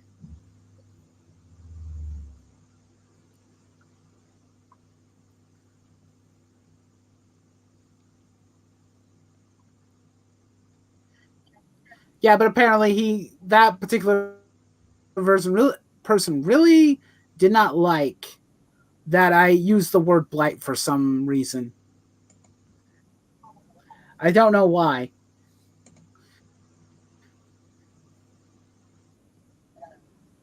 But this one was kind of funny. This particular one was hilarious. This person said, "Dude, post your cringe elsewhere. Your excuses are lame." That's it. That's the comment. He doesn't really have any rebuttals. He just thinks that my content is cringe, and it's like, okay, that's fine. Stop watching then. I can't stop you. I can't force you to watch it. I don't have a gun to your head or anything.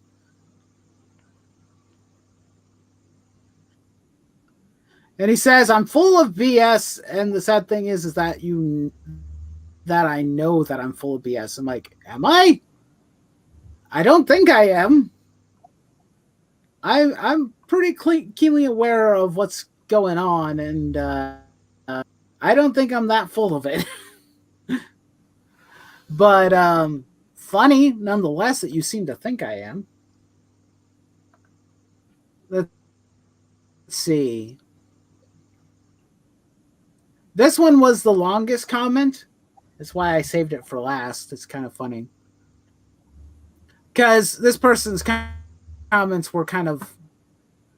I mean, it's a well-structured form of critique, but the problem is some of it is a bit off. So you're judging a book based on what others have said without playing it for yourself. Yes. This is true. I did that. How do you expect us to take you seriously when you're taking a biased stand on a notion you can't even adequately defend? Well, I can do that because I listen to both sides of people's reviews. I listen to everybody. Well, not everybody, but I listen to both people who have said positive things about the game, even its changes to its story, and people who had negative things to say. I've checked out both. So if I have a clear understanding of what the consensus is, at least for the most part, of how some people feel about a game. Because here's the thing.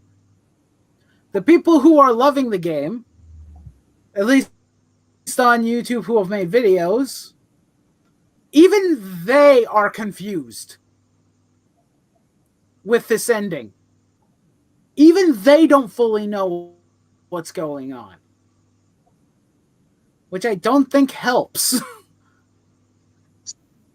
So if they're just as confused, but the only thing is they're larger YouTube channels and they don't want to lose like their brand deals or anything of that nature, and they don't want to come off as rude, so they're going to play it safe and try and play the middle instead of, fully criticize the game and say, what, this guy sucks.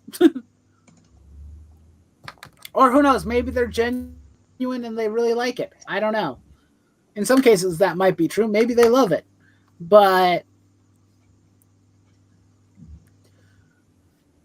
I'm pointing out that I'm a disgruntled fan. I thought in saying that it's obvious. Well, no, duh, Sherlock. I've been a disgruntled fan of Square Enix for years. Thanks. I think I'm fully aware of that, and I don't think that I'm wrong to be the disgruntled fan that I am. Yeah, it's like, but you're also biased without merit. I don't think I am, but I mean, free to disagree. But aside from this, you'd be wise to play the game and judge for yourself. If a few people are telling you a hamburger is disgusting, are you going to take their word for it? You seem to be easily manipulated type, going wherever the wind takes you. If you were so hell-bent on to a one-to-one remake, just download the PC version and get some mods, problem solved. When I joined to ask this one thing to you too, maybe. Well, give me a sec, Joe. Let me see. Let me see.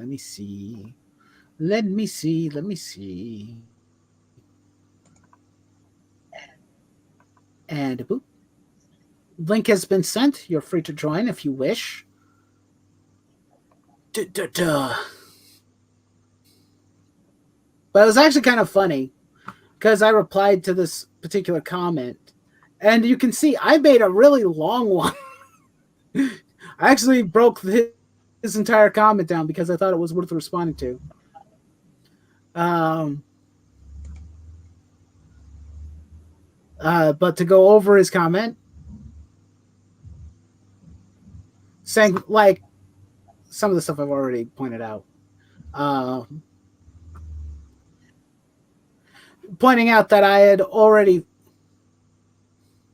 seen spoilers for the game. So this messes with my perception of it.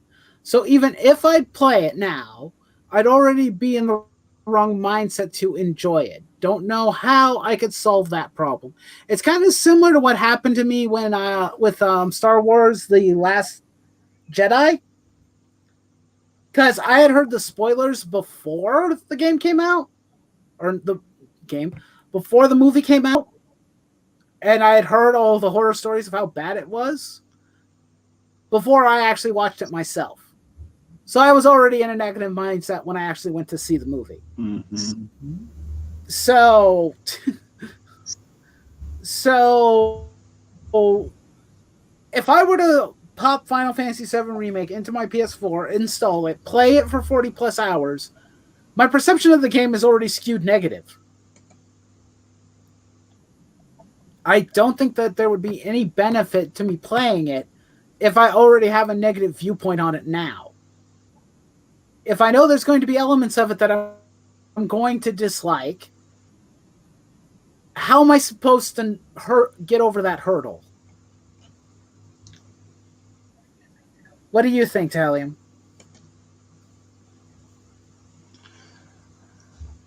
Oh, what was that again?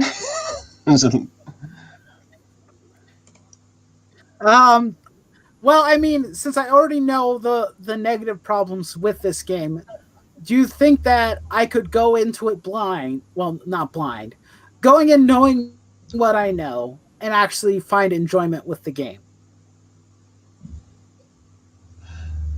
Maybe not, but not in full, because if in essence you've basically been told Yeah, the spoilers, and it's going to be less fun. yeah, yeah. And it's not just about the spoilers too. If the context of everything that happens in it is accurate to what everybody is telling me, I already know the negative portions of the parts of the game that I'm going to not like. How am I supposed to combat that? Genuinely, I'd love to know how I'm supposed to change that. I was blind and optimistic to think that they didn't mess with the story and that I was getting a faithful recreation of a game that I grew up loving. But now that I know that that's not the case, I can't unsee it. It's like all those cringe compilations that you see. Once you see them, you can't unsee them. They're there. They're engraved into your brain after a while. You're stuck with it. The only other way, Like whenever we read a Bendis, the only other way out of it is, like whenever we read a Bendis yep, comic. Yeah. yep. The only other way out of it is if you got amnesia. Exactly. That's my only option. I need amnesia, guys. Hey, Jonah. Hello. How are you Good. doing? What did you have to ask? You said that you wanted to ask us Oh something? yeah. Oh god, I kind of blank on it. Oh, Like I had to do Oh, like no. 5 different things before jumping on here to ask. That's fine. Hold on a sec. I need to turn the light on in my room. It's getting dark. Wait, you have a room? I can't see. Now I can.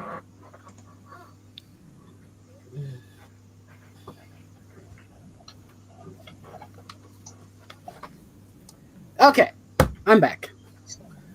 So, what's going on? I don't know. I kind of forgot what I was going to ask.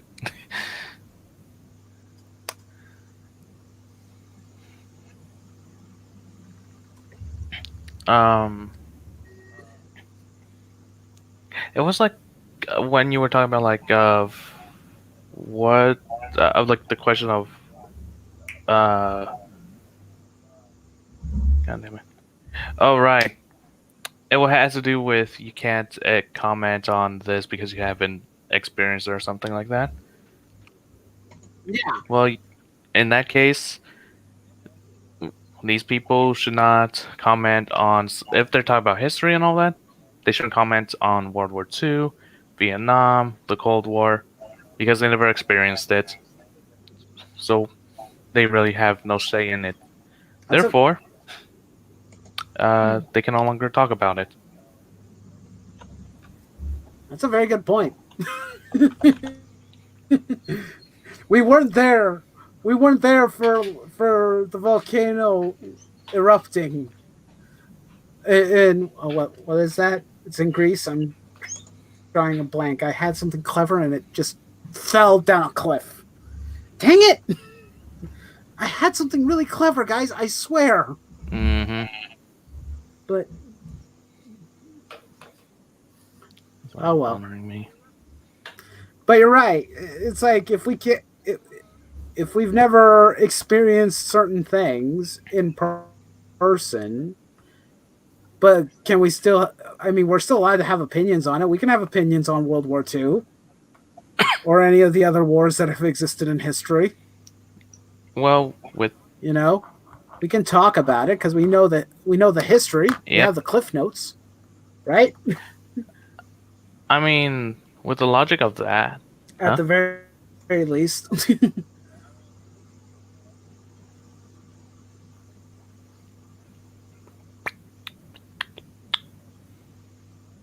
What? no, I was saying that with the logic of that, then we can't really talk about anything in reality, like from the past or of Mhm. historical value. Mm-hmm. Means we're not allowed to have opinions Yeah. on anything. So It's like, hey, there's this movie that's coming out, but I don't want to go see it So, because it doesn't interest me at all. yeah. Nope, can't have that opinion. Yeah, It's no, wrong. so what that means is you can literally just tell them to shut up because they never bother making a video on this at all. They're only typing and watching. Mhm. They have no experience being on YouTube, Yeah. so just Yep. there you go. It both helps Mm. and doesn't help at the same time. Yeah. I can see what you're That's saying. literally all. That's literally all I had to say. Well, no, I appreciate you coming on and giving your thought. That was very good. I Thank you have for my that. moments. Hey, everybody does. Even a clock that's wrong can be right at least 2 times a day, right? You messed That's up how on that it. saying goes, right? Even God a damn it! broken clock can be right once a day. There we go. I'm sorry. I'm not that intelligent. I can even get those analogies wrong. Or whatever you want Mhm. to call them. Okay. I'm no genius. I admit it. No sé. I can be Dígame, mamá. dumb. Dígame, mamá. You No, talking uncle. to your mom? Ah. I thought I said, heard mom. I'm like, okay. go ask my mom.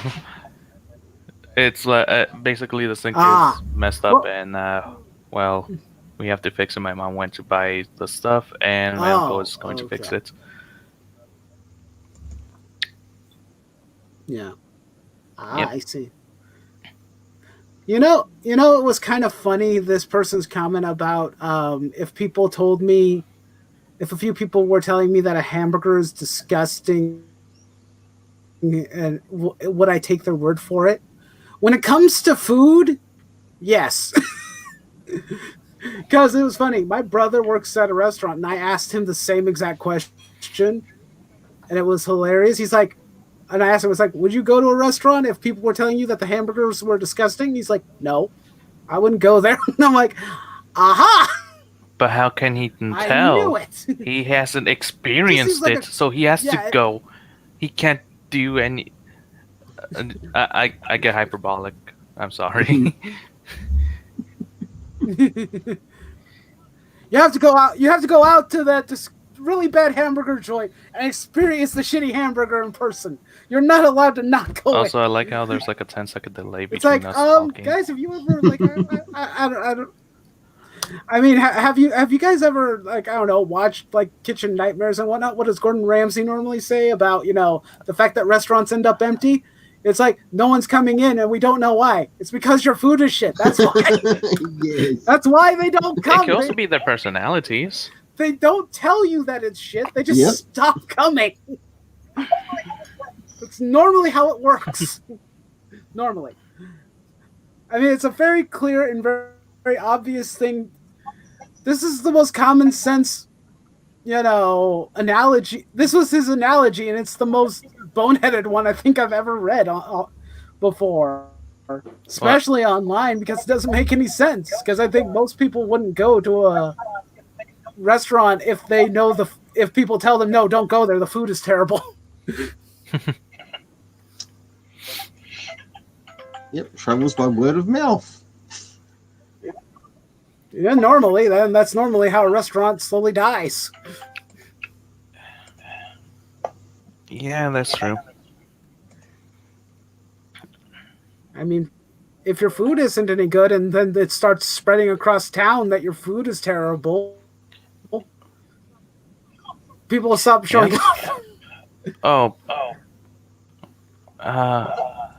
What's up? yeah, I was going to say this, but one of the things for remakes and remasters is trying to keep and capture the spirit of the original product you're actually trying to remaster and remake. That way, you appease both the new and the old, and update the game without ruining what made it special. Yeah. Well, I mean, we did mention Resident Evil 2's remake. It did that. Yeah. And And I mentioned in the live chat that Halo Combat Evolved Anniversary updated graphics actually ruined both the mood and the environmental storytelling that the original had told. Plus, also doing a few game-breaking things with the lighting, as in all the Halo games, you have a flashlight. In the anniversary of Combat Evolve, it's better to just play on the enhanced graphics, just so you can look around easily, as everything else is turned up with a saturation filter to 11. Yeah, yeah. I see. The way you can remedy it without completely modding the game is lower the light, like the brightness, down to 3 or 2. That's the best you can do without heavily modifying the actual game engine. Yeah, so imagine all these good atmospheric build-up for the environmental storytelling being completely ruined by adding lens flares and blinding light everywhere. In other words, Yeah. take aliens and just up the contrast and the saturation. Yeah. I see. It was a lot better in Halo 2, but there's one thing that actually kind of ruins a bit of the game. They added a scene in the beginning of Halo 2 before the game actually starts. Huh. Yeah.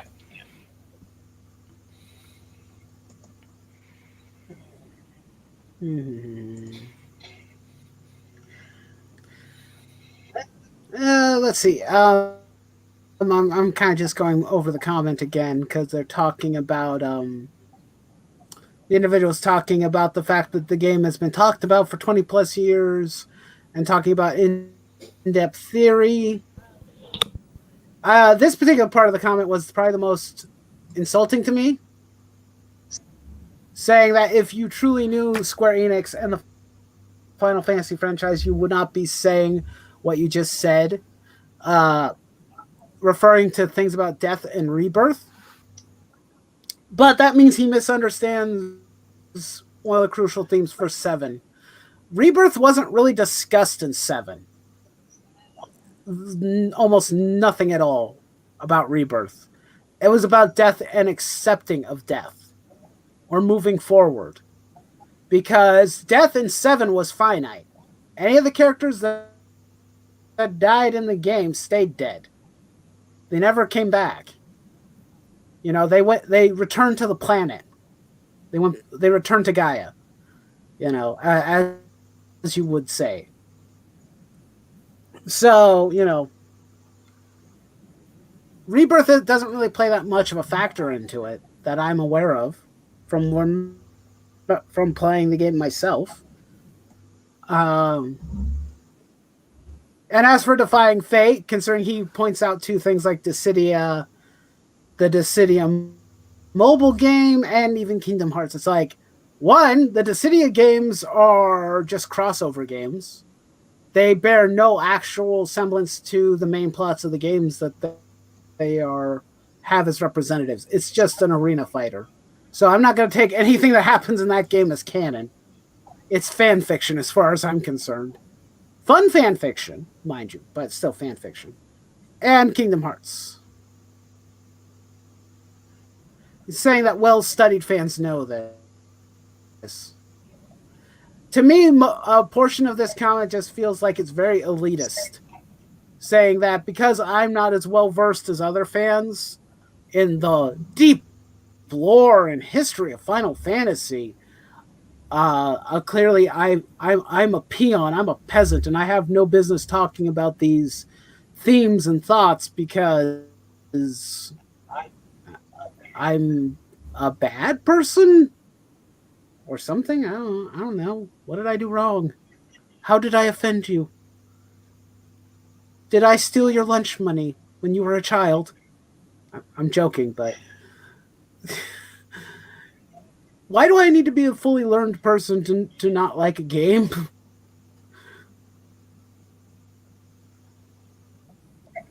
Quick, to Helium, Jonah. Find me a website that gives deep lore on Final Fantasy. Stat. Clearly, I need to spend every waking moment of my life learning every possible thing I can about Final Fantasy. I'm sorry. And its themes and... Damn it! But they always edit those. How can I trust the Wikipedia page? I'm kidding, but...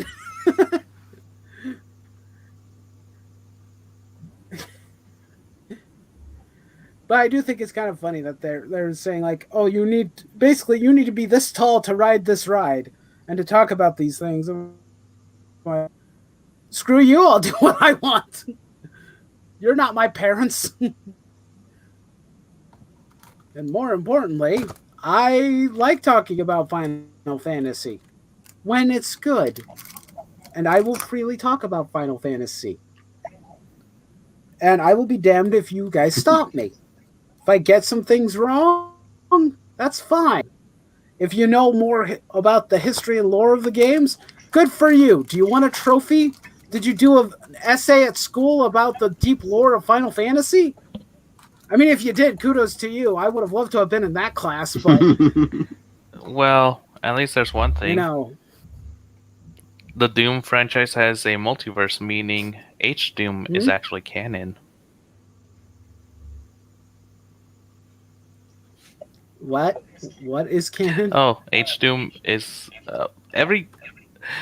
What's heavily hinted at in Doom Eternal's DLC is that every fan creation that has the Doom guy in it is canon to the Doom lore.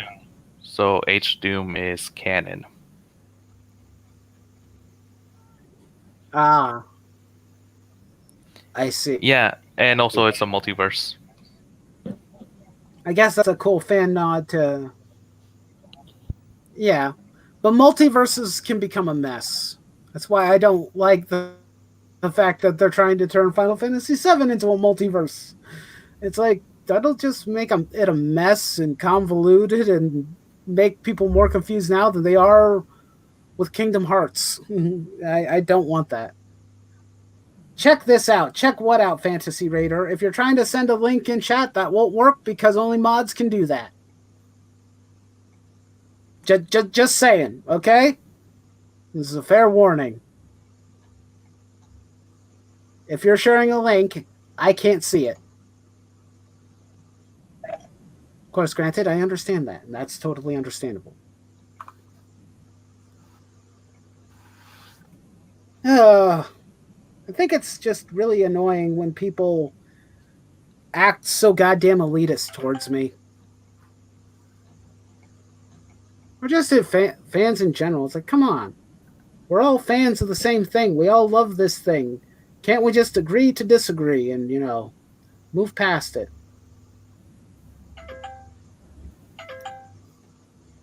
I don't think that's too much to ask for.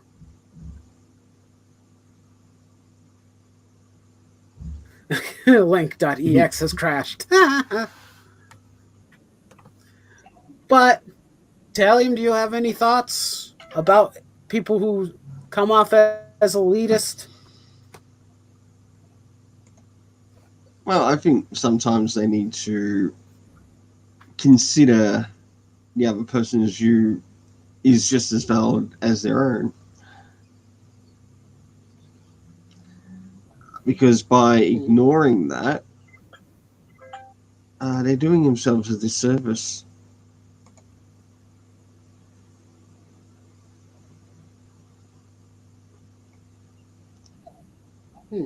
What was that again? I didn't quite catch all that. Well, they should acknowledge that your view is just as valid as their own. Because if they can't see that, they're the ones who are missing out. Because they will sympathize, empathize, or even try to understand the viewpoint where you're coming from. In other words, spend a bloody week in my shoes.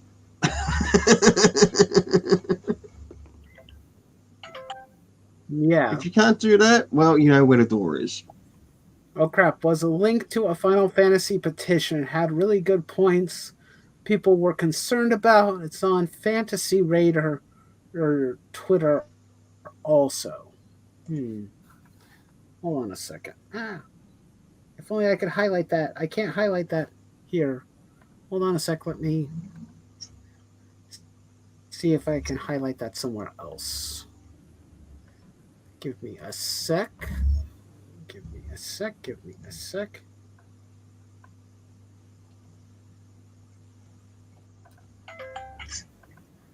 Let's see if I can find that on Twitter.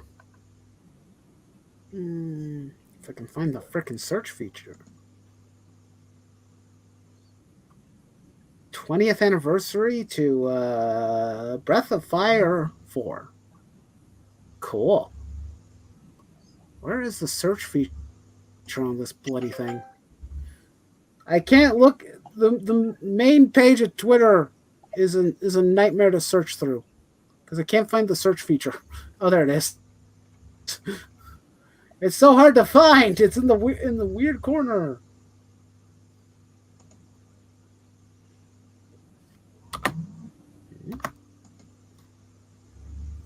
No. And will Twitter load? I don't know. Fantasy Raider with 2 R's. Okay. I got it. I got you. I'm trying to find it.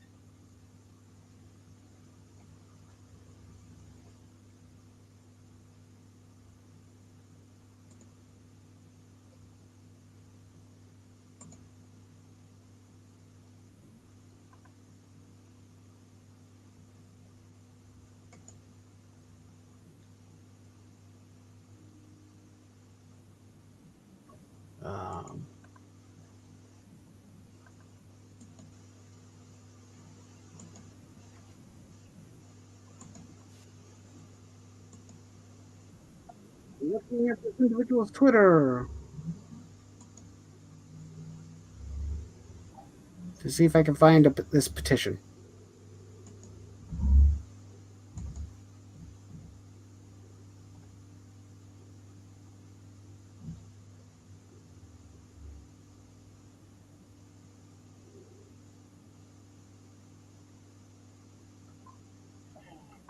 Hmm.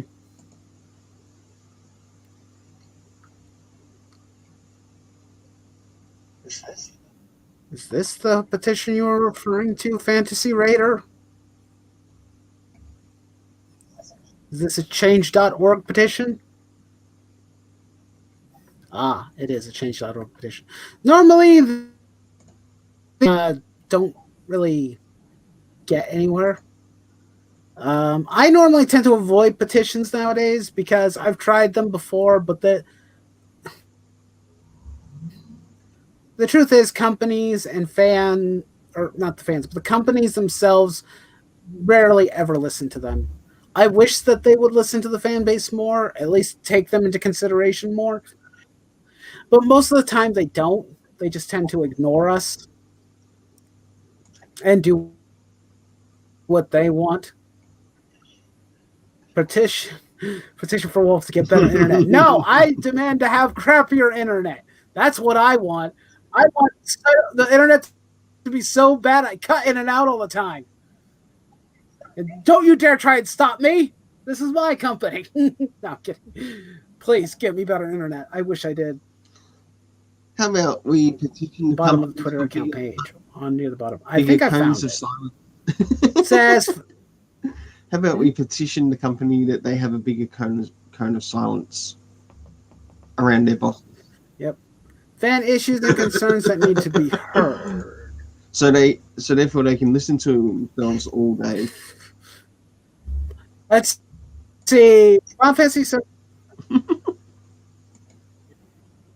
I'm going to read this petition just to see what we got going on. Final Fantasy VII fans have waited years for a Final Fantasy VII remake. Some have lasted the wait, and some have not. This is true. A lot of them gave up even asking or trying.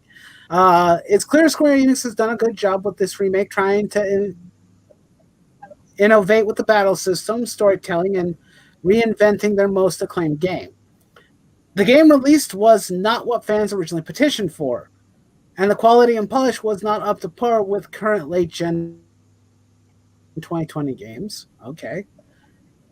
Fans were okay with some minor changes that benefited the overall game, but it was marketed as a remake akin to other PS1 remakes like Resident Evil, Crash Bandicoot, Tomb Raider, Spyro, Doom, Ratchet & Clank. And as Square did state in interviews that they would be faithful and respect the source content, as many of the staff team worked on the original, except for the original director, and because I don't think he's with the company anymore, and that the staff also consisted of fans itself. We trusted Square with this project. That was your first mistake. You should have never trusted them in the first place. They have not been the same company for years. Don't trust Square. That's not me being hyperbolic. That's just a fact. Never trust a company fully. Be very careful. Cautious optimism, but be careful.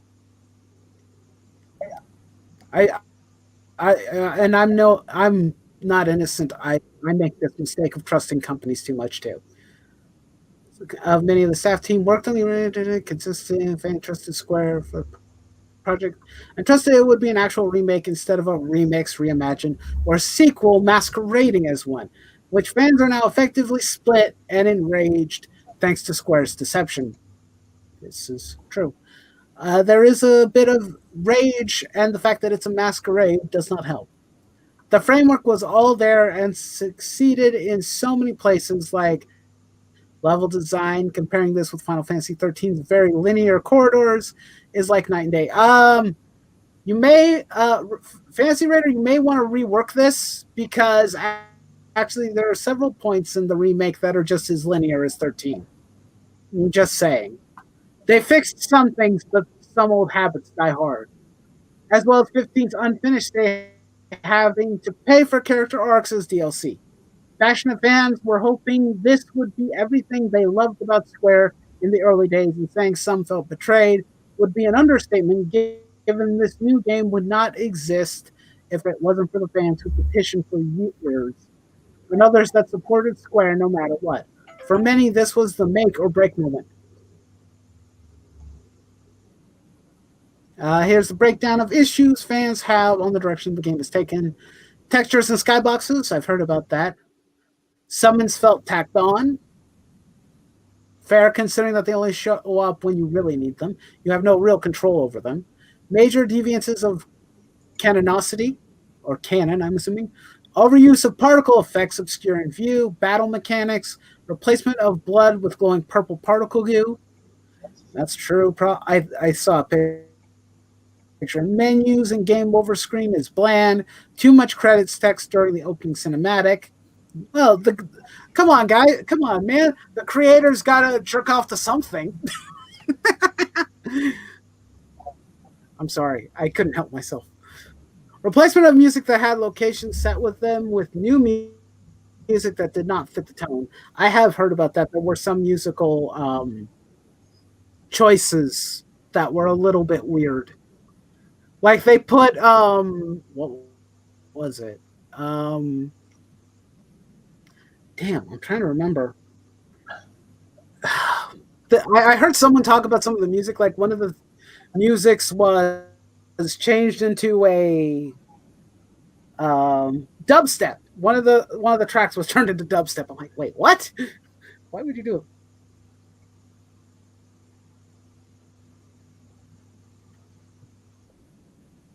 Wasn't for actual change, but more of recognition and for people heard about it, heard a bit more. That's fair. Petition to give me $1 million. Jonah, you don't need $1 million. You got to earn that. If you're going to petition for $1 million, I am too. I could use that money. And also padding, yes. And this goes into more details of the several issues.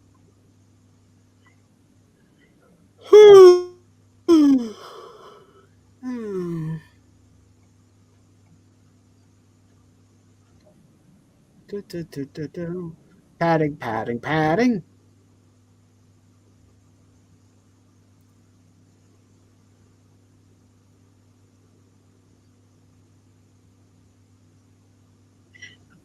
Let's see. By creating this petition, I'm hoping Square can consider the fans that supported them since the original 7, even if it's like what Tabata did with Final Fantasy 15, where they actually engaged with the fans and had votes for how they approached the game and votes on how the earlier demo was. Even if Final Fantasy 15 was not great story-wise, how we had to pay for side character storylines. At least the director and fans had a strong connection. Like there was a mutual respect there, which was not present here at all. Maybe a possible patch to this game, so some or all of these issues could be addressed. An R-rated PS4 or PS5 version of this game would be highly appreciated. If Real Blood couldn't fit the T rating, here's to hope. And hope for the future part.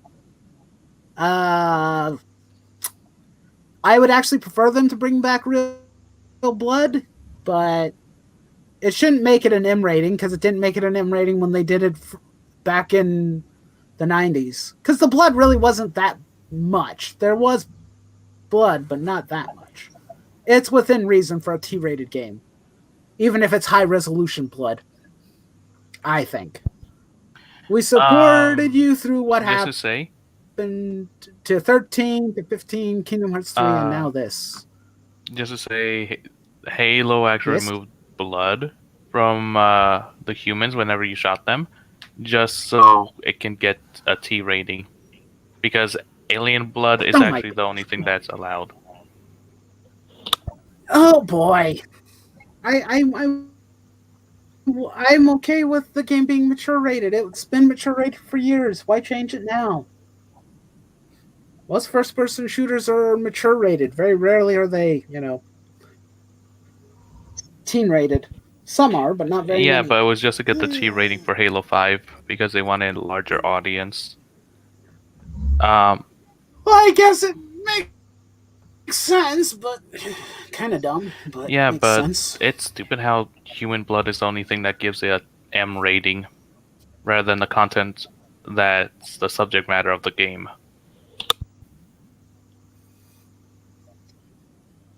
It's a good point. That is a good point. It is a little weird.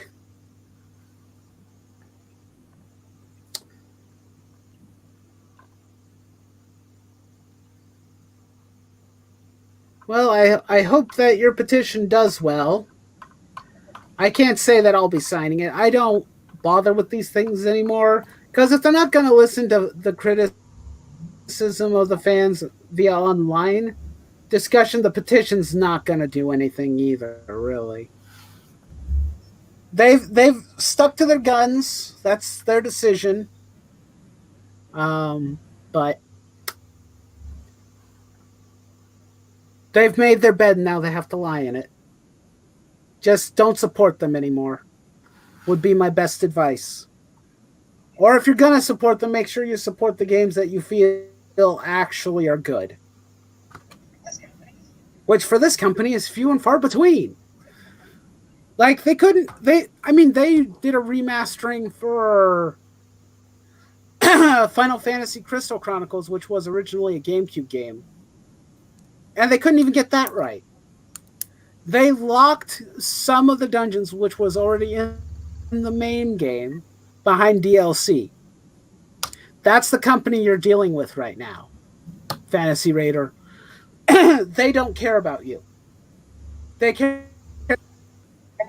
and they are going to take advantage of the fan base until people stop giving them money. Unfortunately, there's enough people who are dumb enough to give them money. Unfortunately, it's and there's not much else me or you or anybody else can technically do about it. We just have to support good games. You know, support the games that we feel deserve our support and do our best to inform people about what they might be getting into,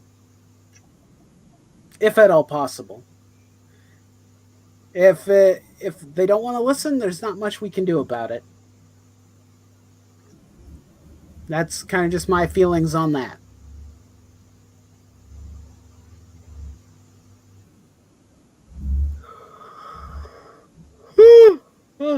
I'm getting all yawny now. I must have burned myself out talking about all this.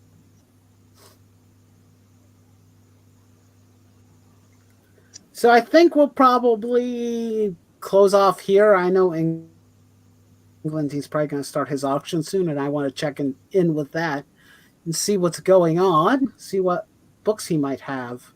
So thanks everybody who joined the stream or who watched the stream and didn't comment or whatever the case may be. Thank you for stopping by. I appreciate it. I'm sure this stream will go over just as well as the video did. Don't forget, guys, go to the original rant video that's on the channel. Go over there and give it a. Let's get to 14 likes, please. So at least then we're at an even 14-14. So then I can joke about the fact that I'm perfectly balanced.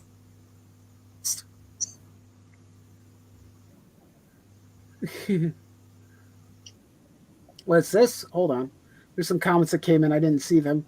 I know that, but if nobody talks about this, all YouTube will be full of his shills like Maximilian and Final Fantasy Peasant praising this crap.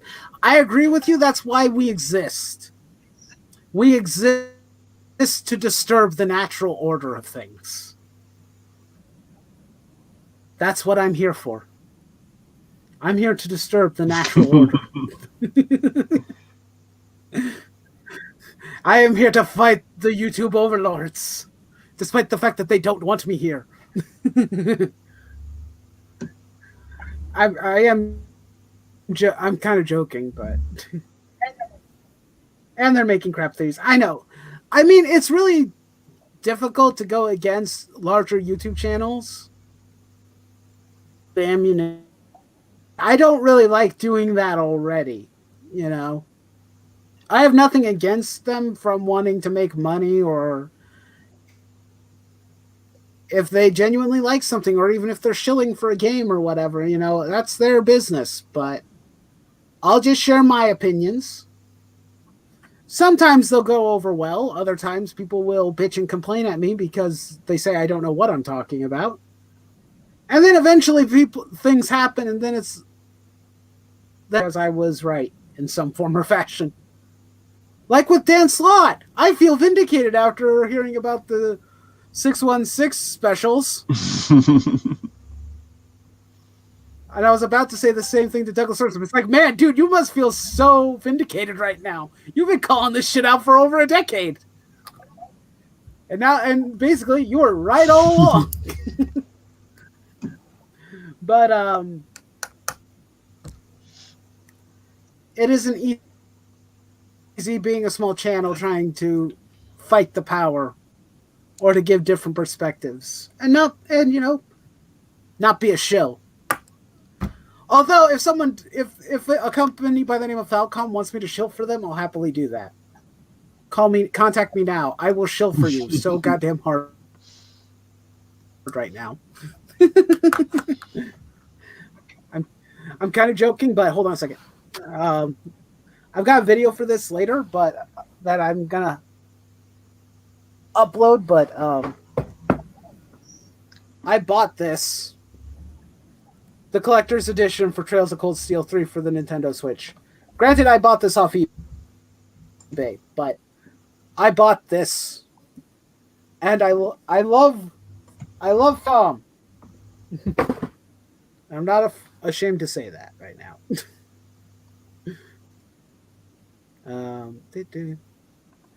But that was funny. Anyway, yeah, we're gonna go. I hope everybody has a good night, and we will see you next time. Say goodbye, everybody. All right. See you later. And if you're interested in seeing some comic reviews or some Fool's Gold comics reviews on specific Bendis titles, you can find it at Tehillim29 on YouTube. But I also review manga. Not so much anime. I have tried video games, or a video game. Whatever else covered in reviews is just covered through the Rainbow Press and Comics website. It's connected to my channel, and I'll leave it there. And thanks for letting me join you, Nightwolf.